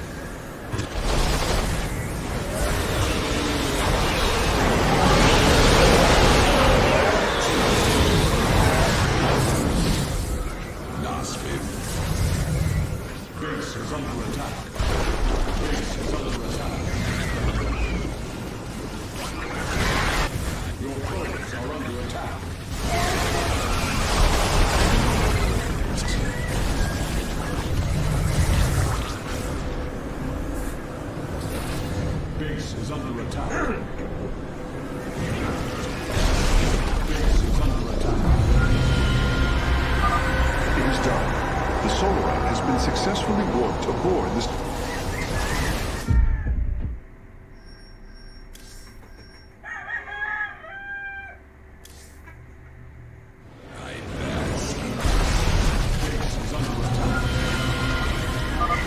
It is done. The Solarite has been successfully warped aboard the Spear of Adun.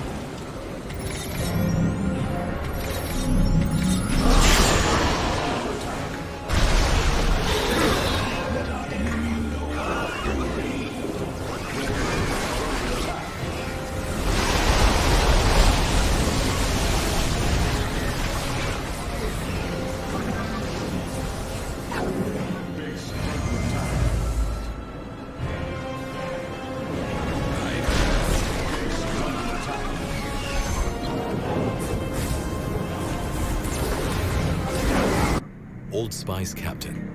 Long-lasting scent.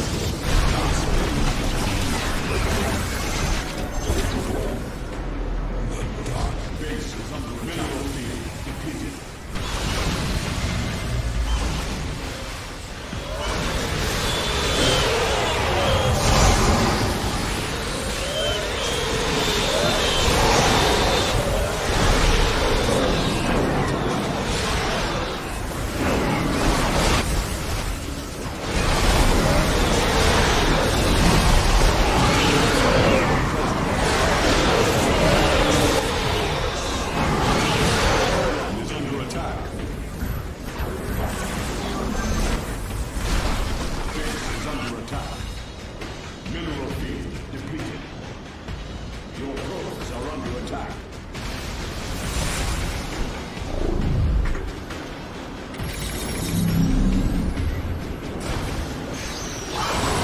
Are under attack. Base is under attack. Mineral field. Battle. Mineral field.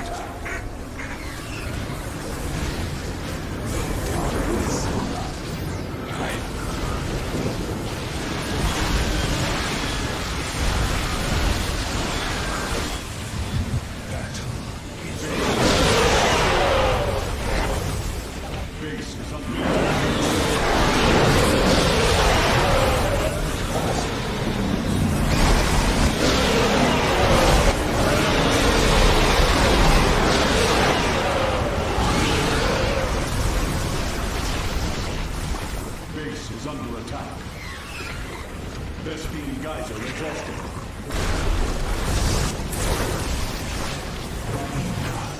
Mineral field depleted. Base is under attack. I bask in the twilight. Base is under attack.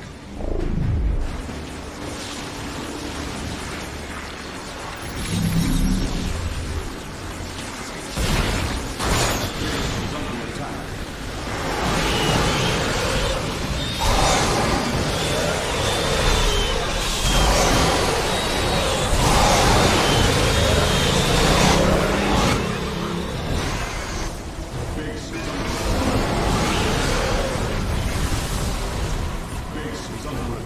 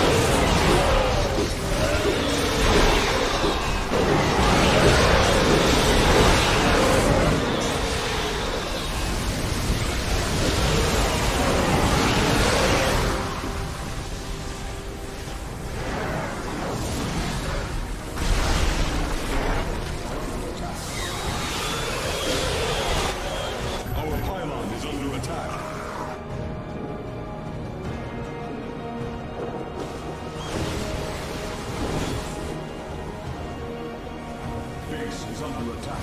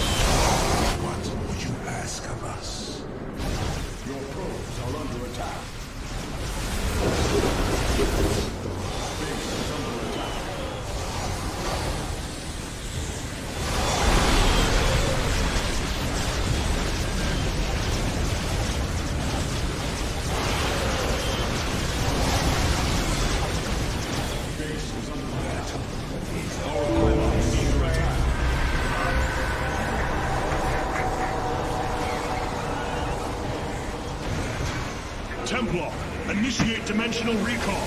Get to safety, now! Nidus worms. The Zerg are poised to breach the temple. Have faith, Matriarch. Your fallen people cry out for vengeance, and they shall have it.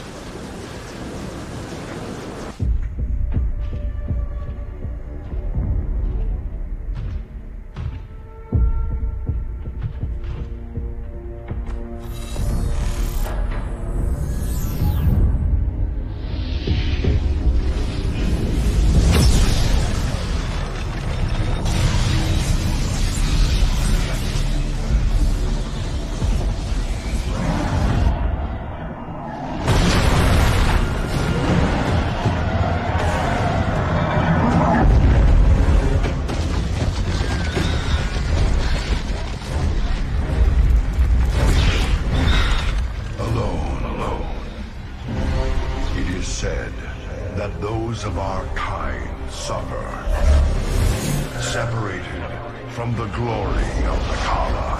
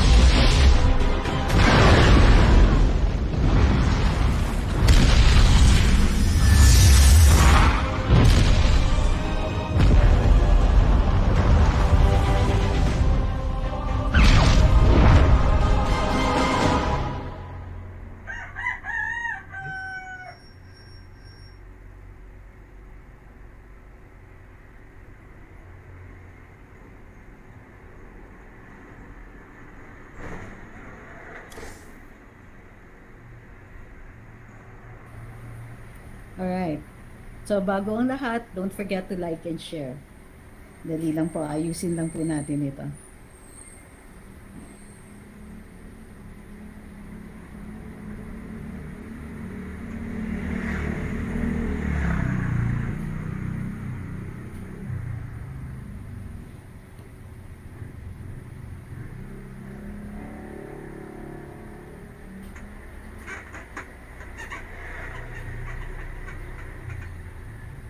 Hi po. Hindi ko pa siya makita dito sa ano. Hi Ma'am Steffi. Ayun. Para lang mas madali makita dito sa ano. Ayun. Alright. Hi, magandang hapon. Ako po si Cruz Angeles. Ito ang Luminous. This is exclusive for YouTube only. Itong live nitong hapon na to. Ulitin ko po Ito ay exclusive para lang sa YouTube. I've been doing this like minsan may exclusive to TikTok, minsan may exclusive to YouTube kasi gives me more time to answer questions. Hindi yung medyo dagsa. Sabi ni Metal Gear, kakatapos lang daw niya ng previous na live. Pasensya po. Si Mami ang gabi, meron pa tayong isa and that's with everybody na. Kaya lang, yun nga. But there's this thing that's playing in my head. Sabi ni Go, nagre-replay daw siya nung live nung kagabi. Okay, ulitin ko exclusive ito for YouTube only. Kasi, di ba? Sayang naman daming nagsusubscribe dito and I really want to encourage everybody to subscribe dito sa dito sa YouTube natin. Mas masaya dito sa totoo lang. So anyway, yun. So magandang hapon sa inyong lahat. Yung iba umaga pa daw sa kanila. So nasa London, Ontario, Canada si Ma'am Rosario Amansek. Nasa Canada din si Jason. Saan ba yung mga ibang tao? Ayun, hi po. Ang lalayo nyo. Buyat ako, sabi ni Julio M. Tama, pero masaya gising ko. Opo, ako naman, well, may sikwate tayo today. So, okay. Para dun sa medyo naguguluhan pa, yesterday was the Bagong Pilipinas launch on the part of the admin. Mamayang gabi natin pag-usapan kung ano yung sinabi ng Pangulo doon sa Bagong Pilipinas na launch.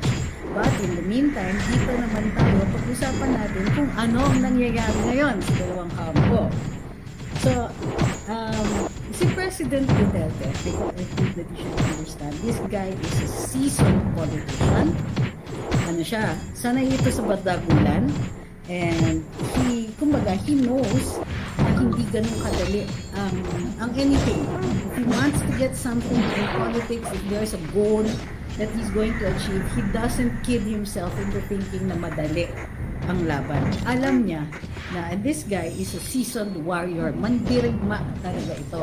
At least in the political fights. Diba? So, sanay na sanay ito.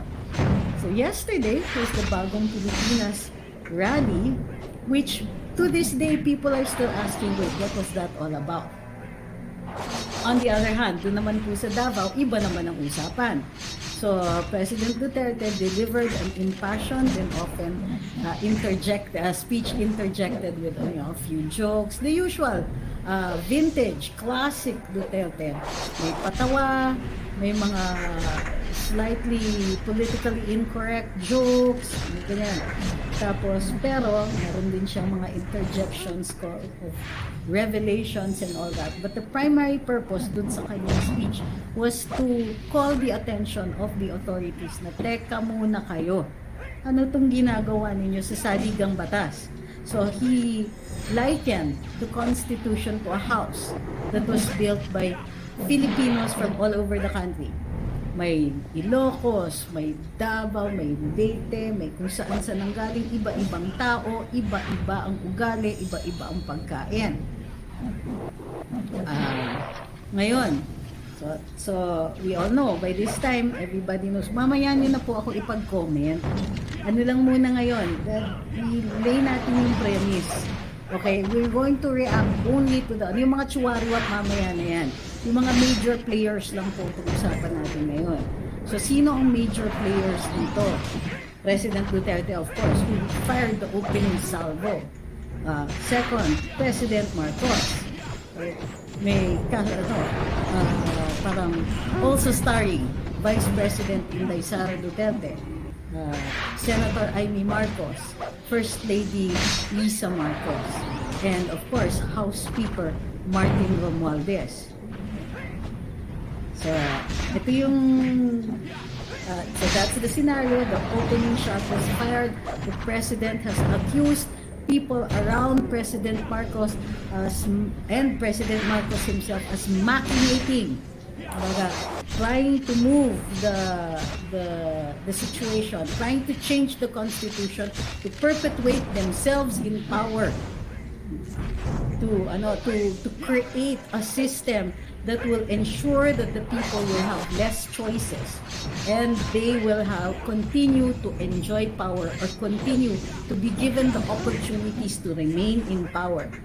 This people's initiative, which he says is not even a people-driven, its sole purpose is to ensure generations of their family will be president or will have the opportunity to be president or remain president.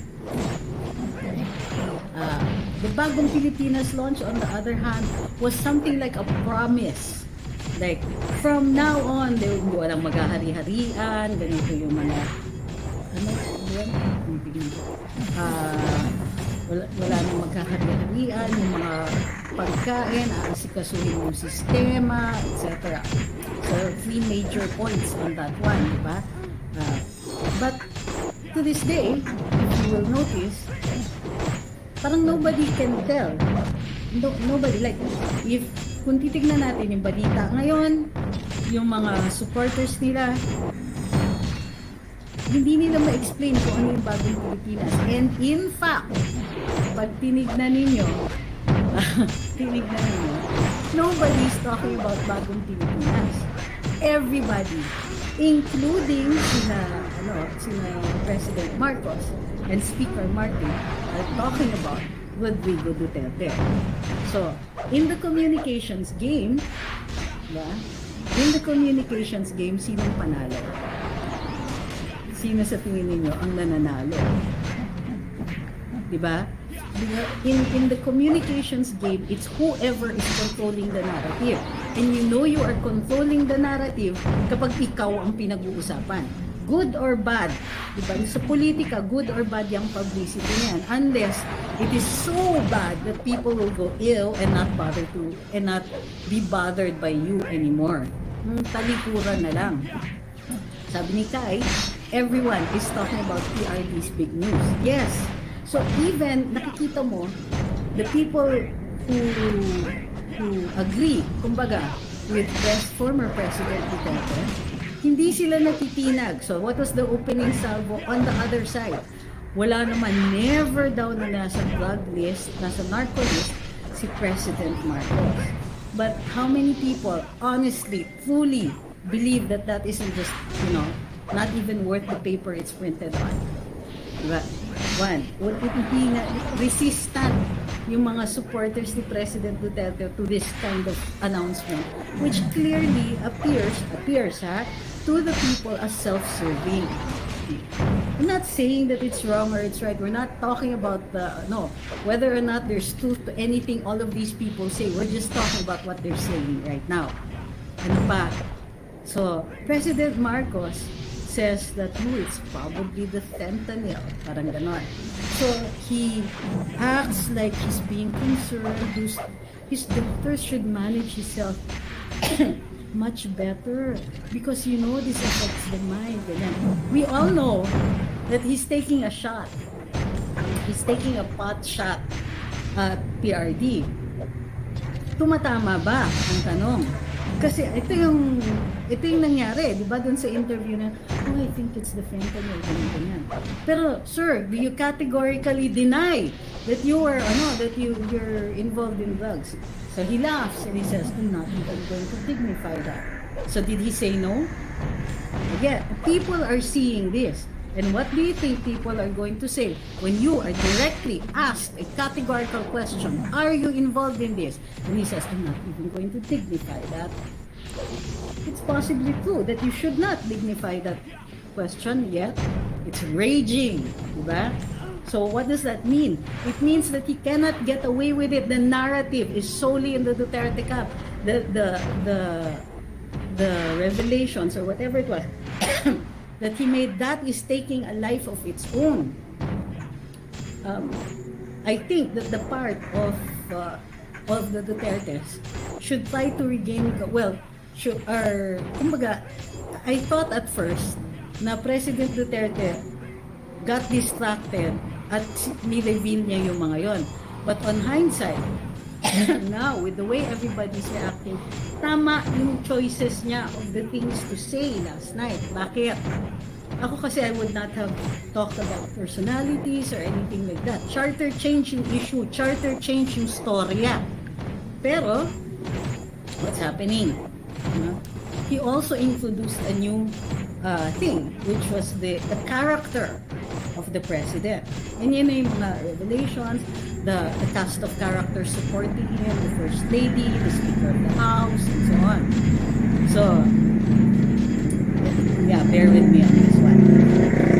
Instead, so what happened? The COMELEC suddenly announced they're not taking signatures. Tumama. Ibig sabihin, who is controlling this narrative even more? After the revelation that this is clearly intended to perpetuate themselves in power, they're trying to de-escalate. Di ba kagabi sinabi namin yan? If I were them, okay? If I were them, I would stop charter change. They can afford time anyway. Stop charter change. Either explain it and then continue it, or stop it, hold it in abeyance until such a time when the timing is better for them. Yung either arangkadahin nila and you all wake up and, ay, bago na pala yung charter. Diba?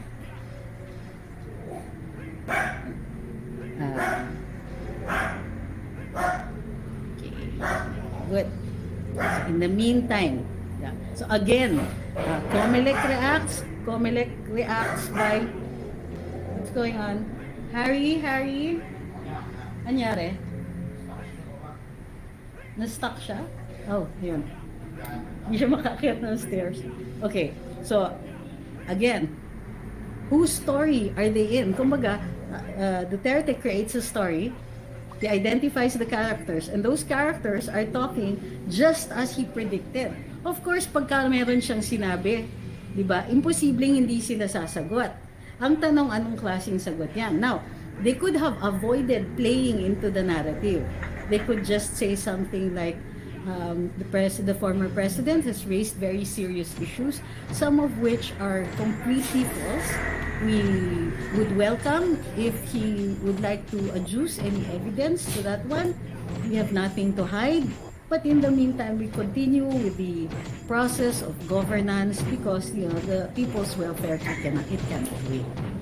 De-escalate.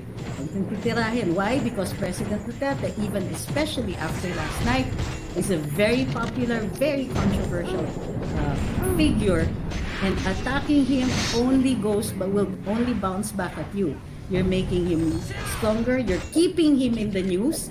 You're making him more popular, more known. There will be more stories turned out about him, and people will be talking about him. You don't want people to talk about your enemies. God, because good or bad, publicity is still publicity.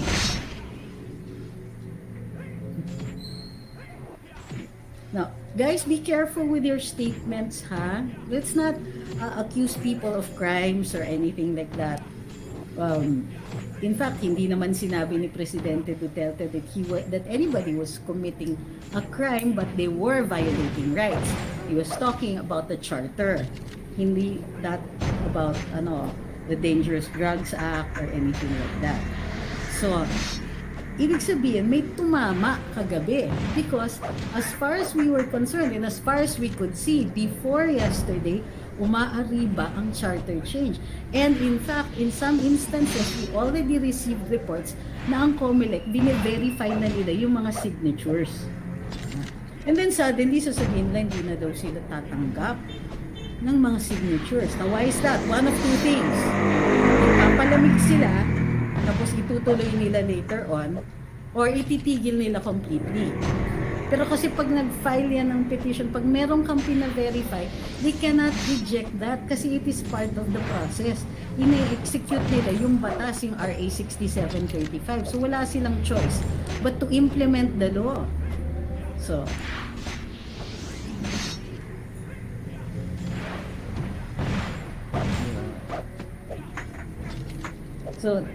who's winning this? Whose narrative ang nangingibabaw ngayon? Is anybody talking about Bagong Pilipinas?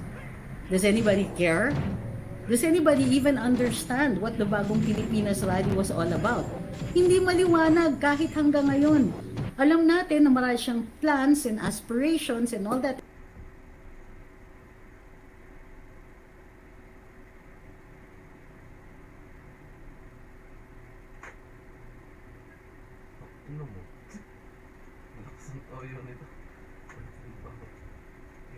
May bago sa Fita. Fita, mas pinasarap. Kung nangingilo yung ngipin mo. If you were a computer user back in the mid-90s, chances are you were using Windows, because let's be honest, there was really no contest in regards to what the most widely used operating system was. Windows 95 absolutely flew off the shelves when it was released, and by 1996, Microsoft controlled over 80% of desktop computer market share. And if you weren't a part of that percentage, then chances are you were probably a Mac user, the next largest piece of the pie. Or maybe you were a believer in OS/2, the short-lived collab between Microsoft and IBM that ended in a bitter divorce and the ultimate downfall of what was a pretty promising piece of software. But this video is not about OS/2, Windows, or macOS, and it's certainly not about Linux. Yeah, I didn't forget to mention Linux, though I'm sure I'll still get comments about it anyway. Today we're going to be talking about BOS, the largely forgotten operating system from the 1990s. Sponsored by Linode, cloud computing from Akamai. Hello everybody and welcome back to another video. So for the uninitiated, BOS was an operating system developed by the appropriately named B Incorporated and first released in 1995. The company itself was founded by Jean-Louis Gasset, whose name may sound familiar if you're into vintage Mac stuff, because he used to be an executive at Apple until around 1990. And BOS was designed to be vastly different when compared to Windows and Mac OS, while at the same time being similar enough to make switching to the operating system pretty straightforward. What set BOS apart was its major focus on multimedia. The company dubbed it the Media OS in the BOS white paper, where they made a case for a new operating system that was built from the ground up to utilize newer hardware features for digital multimedia, arguing that then modern versions of Windows and Mac OS were built on top of older systems that weren't designed for this type of work, saying that Windows 95 has its roots in DOS, Windows NT in the VAX systems originally designed by DEC, Mac OS in the early ideas of Xerox PARC, and Mach in the labs of Carnegie Mellon, both designed in the late 1970s. So BOS was its own thing. This wasn't a Linux distro, and it wasn't based on any other operating system that already existed, though it is considered by many to be Unix-like. And the cool thing was, both Intel and PowerPC based systems could run this thing, though it was initially only compiled for PowerPC because that's what B based their own hardware around. Yeah, they were a hardware company too, and they produced a really short-lived line of computers known as B boxes, but these were aimed at industry professionals instead of average consumers, and that combined with the ultimate failure of BOS as a whole to grab onto a sizable portion of market share means that these things are extremely difficult to find. But B did try to get their OS bundled with machines from other manufacturers, and they were successful in that, as eventually BOS came bundled with machines from Power Computing and Motorola, who were some of the few companies that had Apple's blessing to produce Mac clones in the 90s. Though it didn't come pre-installed, these were still Mac clones first and foremost, so they ran Mac OS, but users got a BOS disk in the box that they could install on their machine to dual boot with Mac OS, or just wipe the drive and have it as the sole operating system if they so desired. And while this was certainly great for B, it didn't really make much of a difference in terms of increasing BOS's market share, because this was an option optional thing that the user had to go out of their way to install, and even if every single user did that, the authorized Mac clone program only lasted for about a year or so before it was killed off. So B knew that if they wanted to have a chance at capturing a significant portion of OS market share, they were going to have to target the largest portion of that market share, of course being Wintel machines. And by 1998, BOS had been ported to x86, but as you can probably expect, the company had a difficult time getting their OS pre-installed on OEM computers. The downfall of BOS could probably have been predicted at a time when Windows was pretty much too big to fail. In fact, and maybe not surprisingly, B accused Microsoft of threatening PC OEMs with higher Windows licensing costs to prevent them from pre-installing BOS on their computers. And I don't mean pre-installed as the only OS, I mean dual-booted with Windows. And this is where B was incredibly smart. They knew that due to Windows' extremely high market share, no OEM in their right mind was going to replace it with another OS on their computers, even if they weren't going to get a friendly visit from Microsoft after doing so. Instead, B took the approach of coexisting with Windows. OEMs could get a BOS license and pre-install it on their computers alongside Windows. This way, the massive selection of software and games written for Windows could still run on these computers out of the box, and at the same time, users could easily experience BOS's multimedia capabilities and perhaps even decide to use it as their primary OS of choice. And to entice OEMs to do this, B did not charge them anything to get a BOS license to pre-install on their computers. It was an excellent strategy to increase B's market share, and I think if it actually had worked, it would have certainly made up for the lost royalties that B missed out on. But that didn't happen, and I'm sure you saw that coming, because even though B was in talks with a handful of OEMs, not a single one of them agreed to pre-install BOS on their computers, with the notable exception of Hitachi. They put out a press release in November of 1998 announcing the Flora Prius 330J line of machines that would come dual-booted with Windows and BOS. This was accomplished through two ways. The first was a boot manager that would display upon booting up the system, where the user could choose whatever operating system they want to boot into, and the second was an icon placed on the Windows desktop that the user could double-click to easily reboot the system into BOS, none of which made Microsoft very happy. And according to a lawsuit that B filed against them, right after Microsoft flew a couple of representatives to Hitachi's headquarters in Japan to remind them of the Windows licensing terms, Hitachi told B that they weren't able to ship machines with a boot manager that allowed booting into another OS besides Windows. And this is a story that I'm sure you've heard many times before, because multiple companies accused Microsoft of doing the same thing back in the 90s, which I don't doubt at all. But what's interesting about this case is that Hitachi actually ended up shipping these computers with both Windows and BOS pre-installed. They just removed the custom bootloader. So there was a BOS partition on the hard drive, you just couldn't boot into it unless you had a BOS boot floppy. So for all intents and purposes, these things were Windows boxes, and unless the user went through a tedious process outlined by B on their website to install the boot manager yourself, they were going to stay that way. All of this means that B was technically able to get their OS pre-installed on a single line of Japan-exclusive computers, despite Microsoft's best efforts to prevent it, which I think is worthy of some praise. As for that lawsuit I mentioned, Microsoft actually settled out of court with B and agreed to pay them just over $23 million, though they admitted to no wrongdoing. Big surprise, right? But the thing was, by the time B saw any of that money, they were already out of business.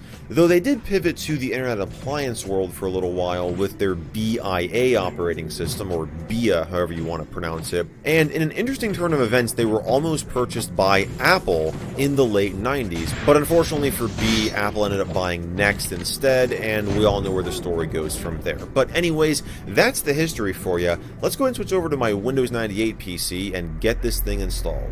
Alright, so here we are on the lovely 98 PC, because of course. And the version of BOS we're going to be exploring today is R5, which was the last officially released version of the operating system.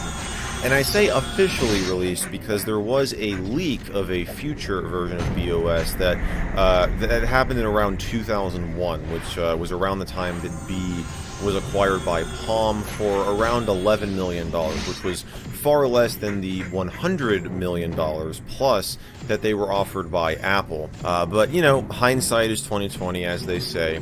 And yeah, I figured we'd take a look at this because this is kind of like BOS's last hurrah, if you don't count Haiku, which is the open source modern implementation of the operating system that we will probably take a look at in a future video. And what's interesting about R5 is, well, there's a couple of things interesting about it. This was split up into two separate releases. You had personal and professional. The professional version was kind of like the main version of BOS that you had to pay for a license. And distribution was actually handled by independent companies that B had partnered with. So for here in North America, that was Gobe Software, and they got to put their logo on the box and everything. So yeah, good for them.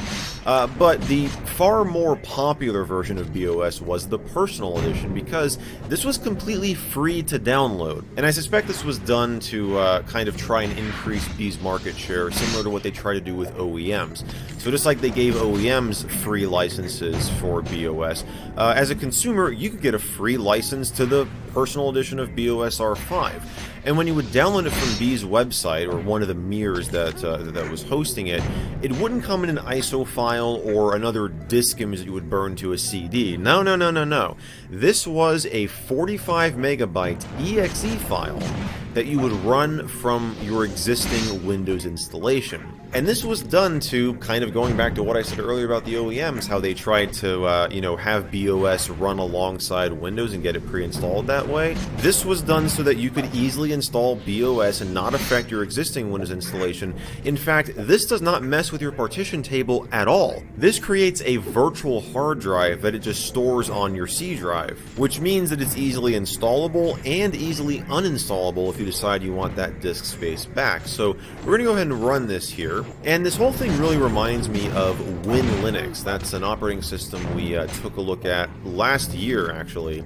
And it's kind of the same thing going on. It installs from within Windows, and it creates a shortcut in your start menu where you could load into Linux, and it would, you know, exit Windows, load into Linux, and you could try it out.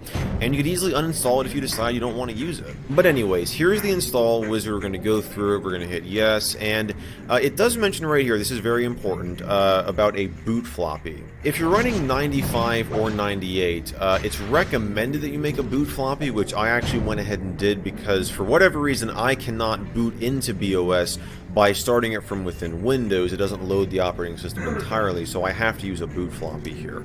But, you know, you could, theoretically anyways, just start BOS from within Windows. It would exit Windows, run some DOS commands, and then boot into BOS. On NT and 2000, you can't do that because these are not DOS-based versions of Windows. They're NT-based, so you have to make a boot floppy if you want to use BOS. And it tells you to restart Windows before using it for the first time. So we're going to say next, and here's where you get to choose your destination drive, which is important if you don't want this to be on your primary drive. If you want to kind of set aside a separate hard drive, like for example, you see I only have over 2,000 megabytes of available space, so this 501 megabyte installation is going to take up a lot of that, and most of this, pretty much all of this, is the virtual hard disk file that's 500 megabytes in size. So if you had a really small hard drive, or a hard drive that just had a bunch of programs and data on it, you might not be able to install this at all. But we're going to say next, so that's fine for me here. And it tells you you can name it whatever, you know, program group you want, and we're going to say yes, install, and there we go. Simple as that. So it asks you if you want to register, which we're not going to do. It's not like we can anyway. And sure, we'll view the README file. So the README file gives you a brief introduction here. It tells you about BOS and, you know, how it differs from Windows. And it also mentions the limitations of the personal edition, because there were some limitations, but honestly not really anything significant. The major thing it touches on twice here, there's part 1 and part 2, is the disk space, where it just says like, hey, you know, this is a 500 megabyte file. If you install this on your Windows drive, or you've got, you know, a bunch of programs, going to be really limited in space on that drive. The other thing is BOS itself. You know, when you boot into that, it's pretty limited what you can actually install on there. And it also cannot create a swap file In fact, it just refuses to do so at all because the hard drive is too small. So if you didn't have an adequate amount of RAM to run the operating system, you're going to have a pretty poor experience. I've got half a gig of RAM in here, which is far overkill for this, so I mean that's totally fine. It also talks about the fact that like this isn't a regular Windows program. This will shut down Windows and boot into an entirely different operating system. Oh, and look at that. Unlike most window applications, that's a bit of a typo there. We should go ahead and correct that. Yeah, we'll... Oh, well, thanks, Notepad, for completely screwing up the formatting when I hit save. But, yeah, one of the other things, if we find in here... can we not? I don't think we can actually... Oh, search here. Okay, there it is. Multiprocessor systems. This is important. BOS 5 Personal Edition does not support a computer with multiple processors. I mean, you can still install it on it, but it can't utilize both processors. So you'd have to get the Pro Edition to utilize that. But you know what can utilize multiple processors? The cloud computing services offered by today's video sponsor, Linode. They've got the tools you need to scale and deploy whatever application you're working on. If you want to host a game server, a website, or even a content management system, their Linux-based virtual machines have you covered. And they come equipped with enterprise-level capabilities and predictable, no lock-in pricing, beginning at just $5 per month. And with the wide selection of apps available in their marketplace, it's incredibly easy to get a new server up and running in just a few clicks. Linode was acquired by Akamai a little while ago, and they're already expanding their global network of data centers to accommodate more customers in more places. And you can test drive all of it just by heading over to linode.com/michaelmjd and signing up for an account. And as a thank you for watching this video, you'll receive a $100 free credit that you can spend on any of their cloud computing services for 60 days. So be sure to check them out, and huge thanks again to Linode for making this video possible. The other thing, there are a couple... I keep doing Control F to search. That's not a keyboard shortcut in here. There are a few programs and features that have been removed. This is basically everything that B would have to pay a royalty for to some other company like Real Player to install Real Player to have it bundled with their OS. So to avoid having to pay that fee for every free download of their personal edition, they just strip all that stuff out. So there's a few things that are not going to be in here, but I mean that's to be expected anyways. So we'll close out of that. And yeah, so here you go. It creates a shortcut on your desktop. This is the start menu folder. So you can create a boot floppy from here, start BOS 5, you got the uninstaller. And it also pops a shortcut right in your start menu under, in this case, Sierra Utilities, because I've got Half-Life installed on here. So it pops it right here. You can start BOS 5. And again, it does not work in this case for me. I'm going to pop this diskette in the drive, and we'll go ahead and restart. And which we have to do anyways. It does recommend doing that, not just starting BOS from here. I don't know why it doesn't force you to, or like come up with a prompt that says you should restart your computer like after the installer is done. It doesn't do that for whatever reason. So we're going to restart, and we'll let it boot off of the floppy. So here it is.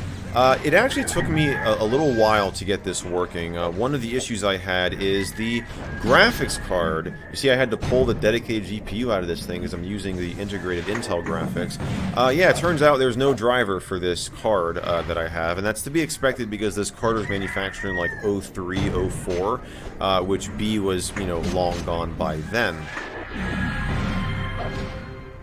So there's the startup sound, pretty cool sounding if I do say so myself. And you can see that the monitor here cannot actually display the resolution, and that's because, well, BOS, well, as I mentioned before, I've got this video signal split between this monitor and my capture device, and BOS has set it to a refresh rate that this monitor cannot display. So if we swap over to my capture feed here, you can see that, you know, everything shows up fine.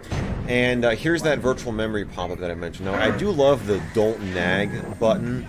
Instead of like don't ask again, it just says don't nag. So we're going to say that. And we'll just quickly go into our settings, which we have to do by going here, preferences.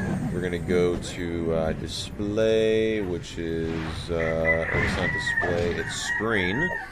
And we're going to change this to 60 Hertz.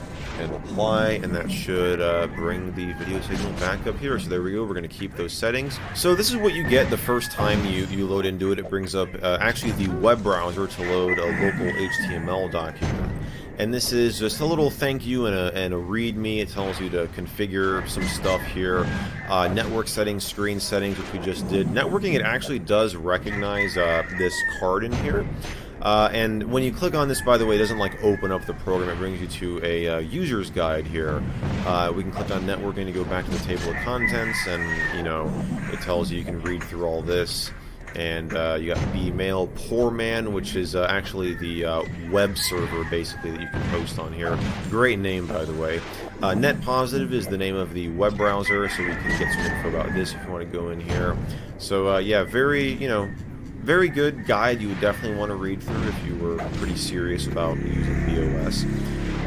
But we're just going to kind of explore the thing. The one thing I do want to mention that I found really interesting, so time preferences. Let's go into settings here again. We'll go to preferences. We can actually just click on preferences to open up, kind of like how you can in Mac OS, how you can view all the preferences from the Apple menu, or you can just click on the preferences or the settings, you know, folder sort of to open them up in their own window. So you can do that here as well. And if we go to time, BOS has a bit of a Y2K, or in this case a Y2K10 bug going on, because we cannot set the date to anything past 2010. So if I hit this up arrow here, it goes to 1965. So if I try like 2011, 2023, it just 2010, that's the maximum year. Yeah, but it does recognize, if we go to network, it will recognize our adapter here, and I think it is set up, or it says not configured, so let's go to settings. And we're going to obtain settings automatically with DHCP, make sure it's enabled, we're going to say done, and we'll restart networking. So we'll close out of that, and now when we open up our web browser here, which is again net positive, love that icon by the way, and yeah, we could go to, you know, theoldnet.com, because that's pretty much a requirement when we do this sort of thing, and it displays totally fine. So yeah, there it is. Of course, with this browser being super old, it's not going to be able to display, like, even google.com does not display properly whatsoever. So yeah, you know, you're not going to be able to really do any, I mean, you could browse, you know, through the old net, totally fine, but any modern websites, you're not really going to be able to browse through them at all. But I mean, what would you expect? This operating system is from the mid to late 90s. But talking about the interface here, you can kind of see, as I've been opening stuff up, this looks radically different from anything you've probably seen in Windows, Mac OS, or even Linux, the way that the title bars work, because there's not really a title bar at all. You have more of a title tab. So, you know, I've got this preferences window here. Here's the applications. I can open up the home folder. I can open up the personal edition, which is kind of like the hard drive, the root folder of sorts, where you've got apps, demos, BOS, develop, home preferences, some of the stuff we already have open. And the way this is designed to work is to where you can basically layer windows on top of each other. So I could layer the applications window right on top of personal edition. And then what I could do is hold down the shift key, and I can drag this tab to wherever I want on the window. So I could drag it like right here next to personal edition, and now I could easily swap between these windows. But you know, these are still separate windows. One of the things where I feel BOS kind of dropped the ball with is it would have been cool if they had, you know, made it to where you could have tabs. Like I could drag this window into this here and have it be two separate tabs in the same window, to where when I move this around, everything moves around that's in this window. And it turns out that Haiku, which is again the modern implementation of BOS, actually does this. So you can drag like a window here into this, and it would just add that as a tab to this existing window. Whatever the application is, whether it's the web browser, the file browser, anything, you can all just make it into a single window, which is super cool.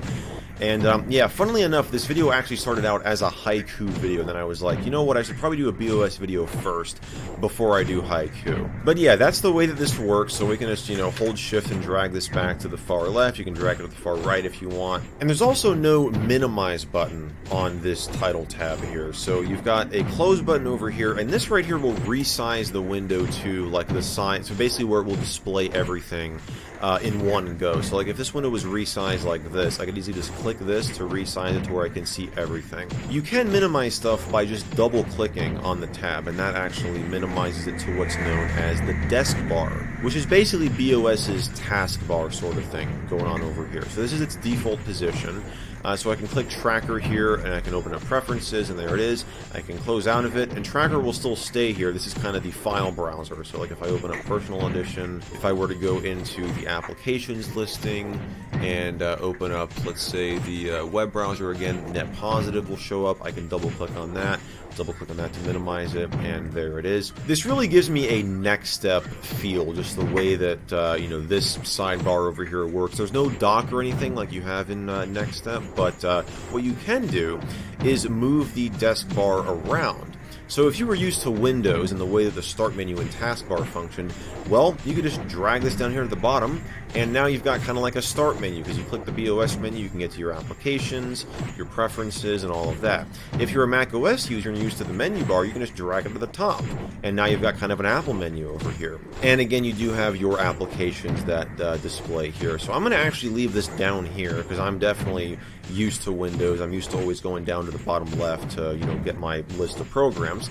So we'll view the About info. So, you know, version R.5.0.1 from May 26 of 2000 is when the kernel version was compiled. It gives you a running timer here, how much memory you've got available to you, and the CPU and platform and copyright info and all of that. One thing that BOS had that both Mac OS and Windows did not have at this time is multiple desktops, or workspaces as they're called in here, which is a pretty common name for them.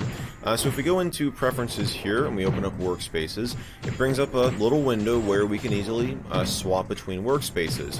What's also kind of neat is each workspace can have a different resolution and refresh rate. So if you see now, this monitor is saying that the video signal is out of range again. Let's say that I want to set this workspace to 1024 by 768 at 60 Hertz.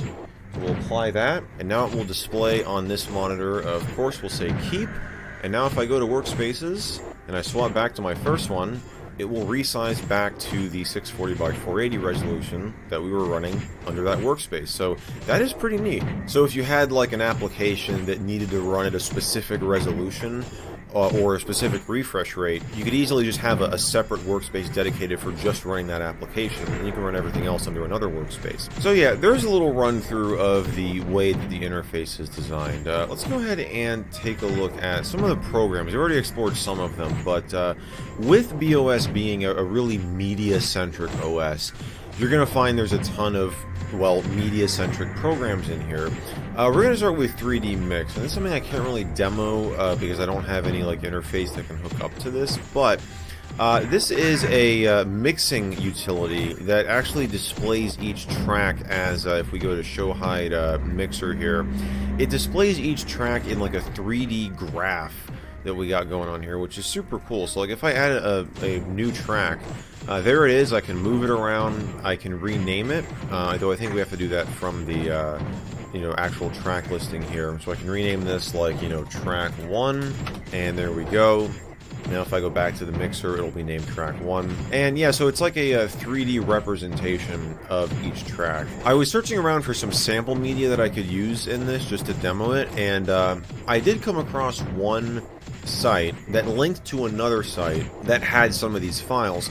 Unfortunately, the site that it linked to is no longer up, and even though there is an archive of it in the Wayback Machine, the actual download link to the file itself, that has not been archived. There were like 5 of them, and none of them have been archived, so they've just been lost to time, unfortunately. But what we can do is just, I don't know, make a bunch of tracks here, new track, new track, new track, new track, new track, new track, new track, new track, new track, and then we can go to our 3D view here, and yeah, it just it just kind of looks like you know, like a bar like a 3D bar graph, but I just like the way that it, you know, represents everything, and you can, you know, move it around, you can change your view. I have never really messed around in a program like this. I mean, I've messed around in GarageBand, that's about it, and but yeah, I mean, I think this is kind of neat.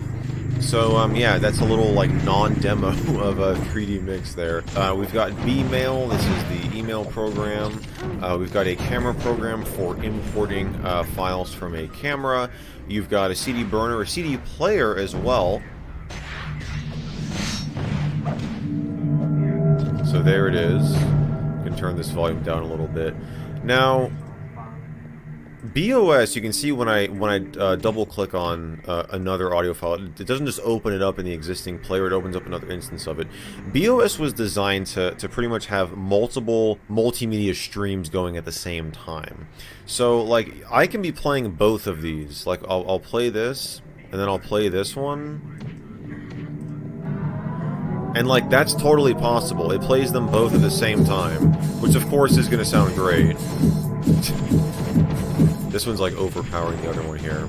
But yeah, that is one thing, like, if you look at, you know, demo videos of BOS, they always have like a bunch of stuff going on. They've got like a video playing, an audio, they got like a bunch of stuff.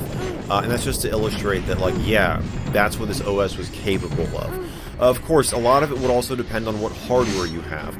But the point that BOS was trying to make is that, you know, with their operating system, it was more able to take advantage of newer hardware features than Windows was at the time, to where it could actually accomplish this, whereas Windows would struggle with it. But I do have some more sample files. If we close out of all this and we mount the Windows hard drive, so if you right-click on the desktop, you go to Mount, and you see this no-name hard drive right here. This is my Windows drive, which is, you know, again, the drive that the virtual disk file is stored on.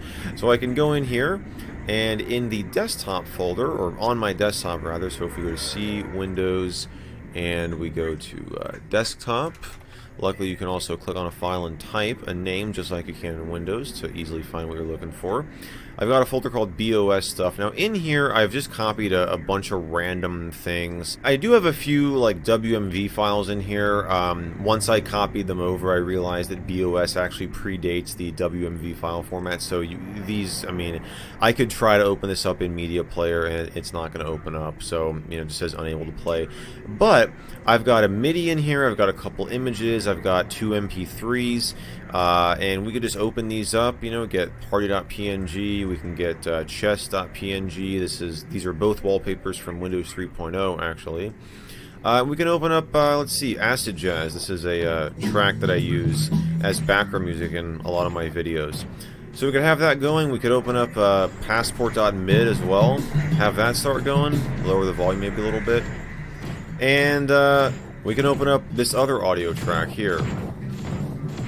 And you can see I can have all this going. Of course, it sounds super obnoxious. And one of the cool things, too, like with this MIDI player here, if I close out of it, watch what happens. I'm going to turn the volume up a little bit, and then I'm going to close out of it. It doesn't just stop abruptly. It does that nice fade out, and I think it's the same with the media player here. No, it's not the same with the media player. Okay. But yeah, let's go back into our applications here and take a look at some other stuff. A couple other things that I want to highlight. We already took a look at the MIDI player. Poor Man, this is an interestingly named web server program, basically. So I can select, or I can just hit default to create a public HTML in my home folder. I can do that.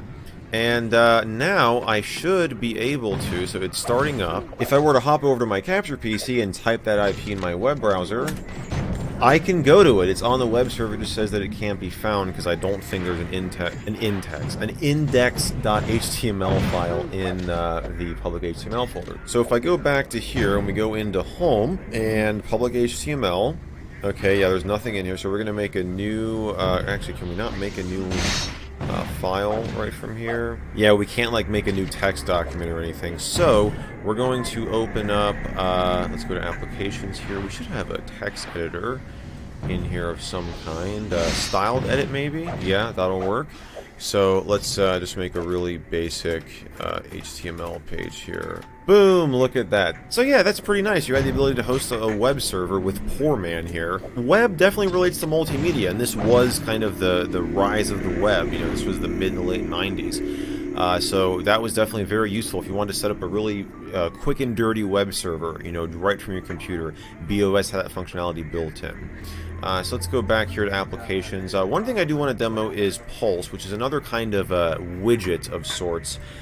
This is a CPU usage graph. It actually shows that I have an Intel Pentium 3 at 600 megahertz.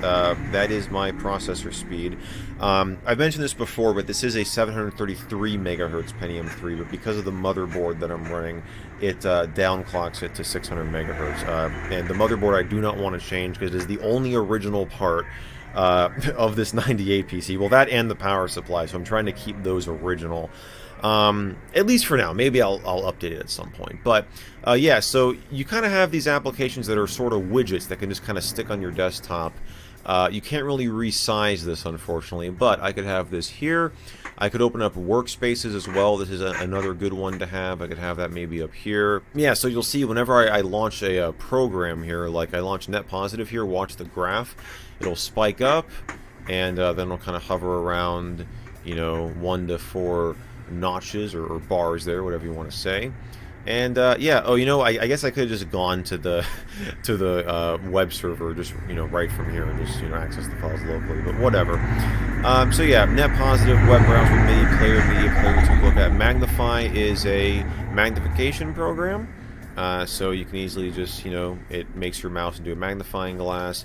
You should be able to change the size of this. Oh, you can decrease the window size. Okay, so that's nice. So it's Alt minus and Alt comma. So if we do Alt comma, this should decrease, yeah, like the actual pixel size. So that's controlled with Alt comma and period. And then the window size is Alt plus and minus. So if you want this to be kind of small and you want it to be, you know, maybe you don't need it like that much of a magnification, but you want it maybe like that, and you have it here. And then you can easily get a, you know, a nice little magnified, maybe we got to up that a little bit, and get a good magnified look at whatever your cursor is looking at. So yeah, another sort of widget type program. Now the installer, this here is how you can actually install BOS Personal on a dedicated partition on your drive. So if you really liked BOS and you wanted to use it as your primary system, or if you wanted to dual boot it with Windows but you wanted a larger partition, more than 500 megabytes, you could choose whatever partition you want to install it to here. Of course, it doesn't show anything else because we have to go into the partitioning setup here. Now I can't format it because it is currently mounted, so if I go up here to unmount, no name, now I should be able to, yeah, I could format it if I want to, which I don't want to do because I would rather keep my Windows 98 installed. And you can see now it shows up here. So yeah, if you wanted to install BOS as your primary operating system on the computer, there was no stopping you from doing that. One of the cool things too is BOS came with sort of an app store called Software Valet. And this would allow you to browse. Of course, none of this is up anymore, but you could browse for software. So you could go to the shop here. It just opens up in Net Positive. I almost forgot the name of the browser again. And then you could manage the software you already have installed, get updates if anything's available. You could go to download. This is your download manager, if you can see what you're currently downloading. You can install if you have like a local copy, like something on a floppy disk or a CD. You could open the installer through here, and you just, you know, open the package file, whatever it might be, and configure. You can choose where you want downloads to be, if you want to use a proxy server, registration, all that good stuff. So yeah, that's definitely a neat addition as well, something that Windows certainly did not have. You also have a TV program if you had a TV tuner built in, which we do not in this case, so it says it can't find a video input. But yeah, you could use a TV tuner. We already took a look at the text editor there. Expander, this is just a, it's called Expandomatic. You can decompress archives, basically. BOS also offered a good amount of customizability if we go into preferences here. So you can, first of all, change the background, which, I mean, you would definitely expect that, right, from really any operating system. You can also change the fonts around if you want, you know, let's see here, this font, oh, that looks lovely. And there's no, like, apply button if you've noticed that. Everything just kind of takes effect instantly. Now, I assume that's the default font for, like, if we open up this and start typing, yeah, and you can see that the, oh yeah, the tab and stuff changes there. You do have a few screensavers in here. You can enable them. You can choose when you want it to run. And we do have a couple modules. I really love this buy now one. Check this out. It just is it's just a flashing buy now. So they really wanted you to buy this. But you do have some cool ones. I mean, you have this one that turns the screen black. I mean, super basic, not that exciting. But you've got like super string here, which, you know, definitely gives me a Windows XP vibe. I feel like I've seen, like, you know, this whole line bar graph, not bar graph, just the series of lines moving around.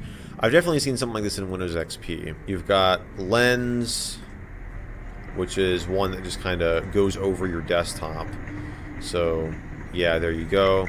Icons, just random like BOS icons that just appear. You see it'll change every time, so there you go. This definitely gives me an After Dark vibe, no doubt. You got your virtual memory settings if we were actually able to create a swap file, which again we cannot because the hard drive is too small.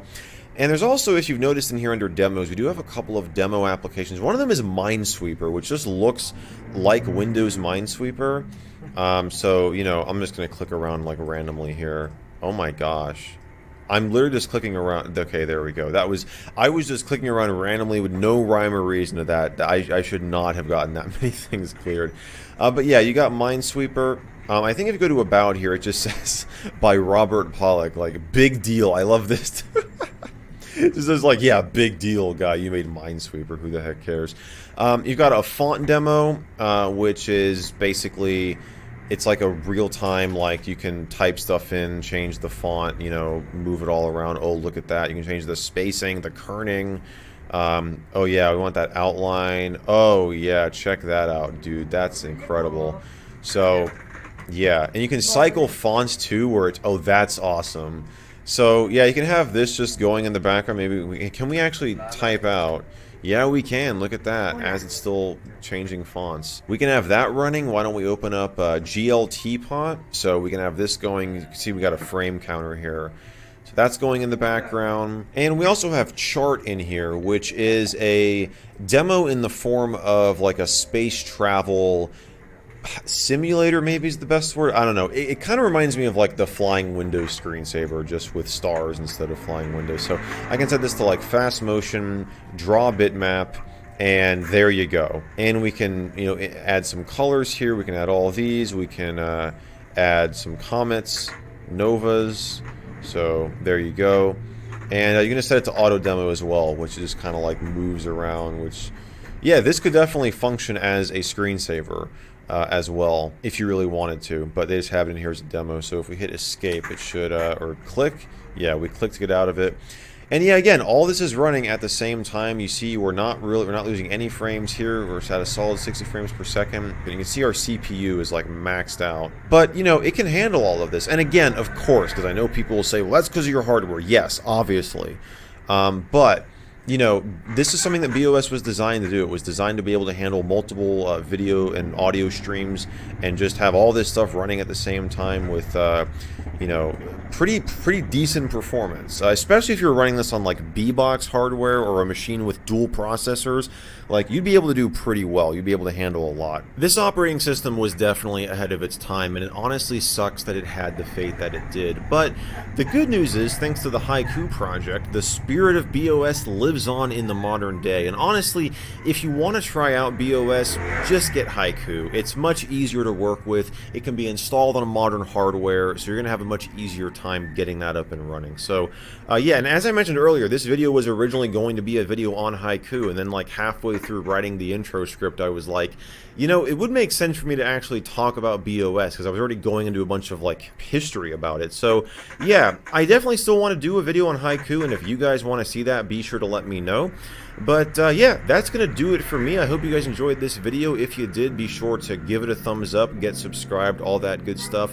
And if you really enjoyed this video, and if you want to get early access to my future episodes, I do have a Patreon down below that you can check out. But either way, I just want to thank you all so much for watching, and I will see you in the next video.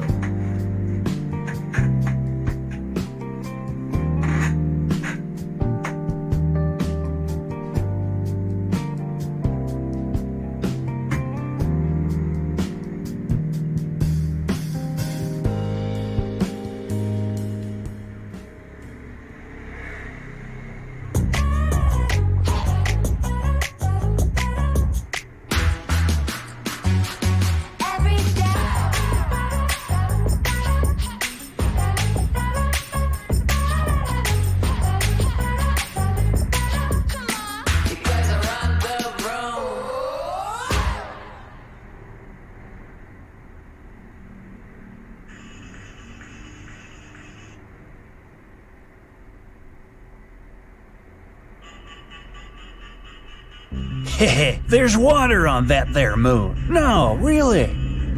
But of course you knew that, right? However, NASA didn't know there was water on the moon when Apollo astronauts went to the moon 50 years ago.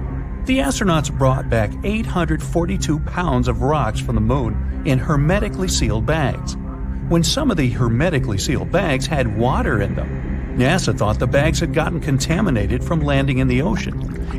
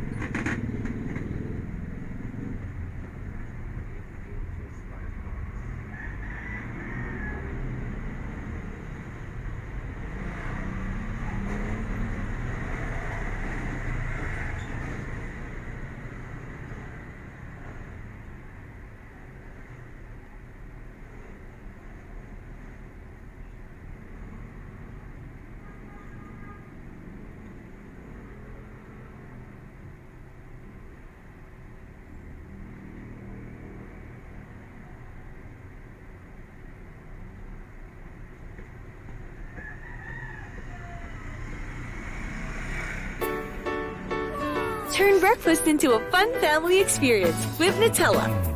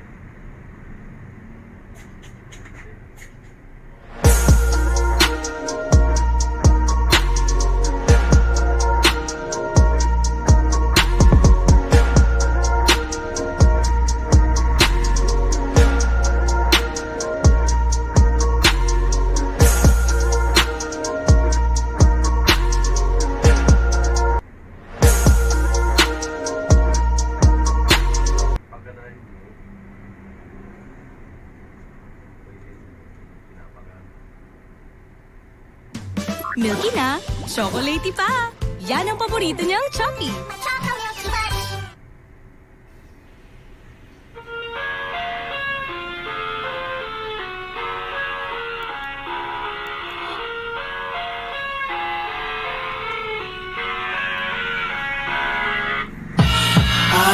Inside my own world of make-believe. Kids screaming in the cradles, profanities. I see God, their eyes covered in ink. Cross out the ones who hypnotize and watch me weep. I love everything. Fire spreading all around my room. My world's so bright, it's hard to breathe, but that's alright. Hush.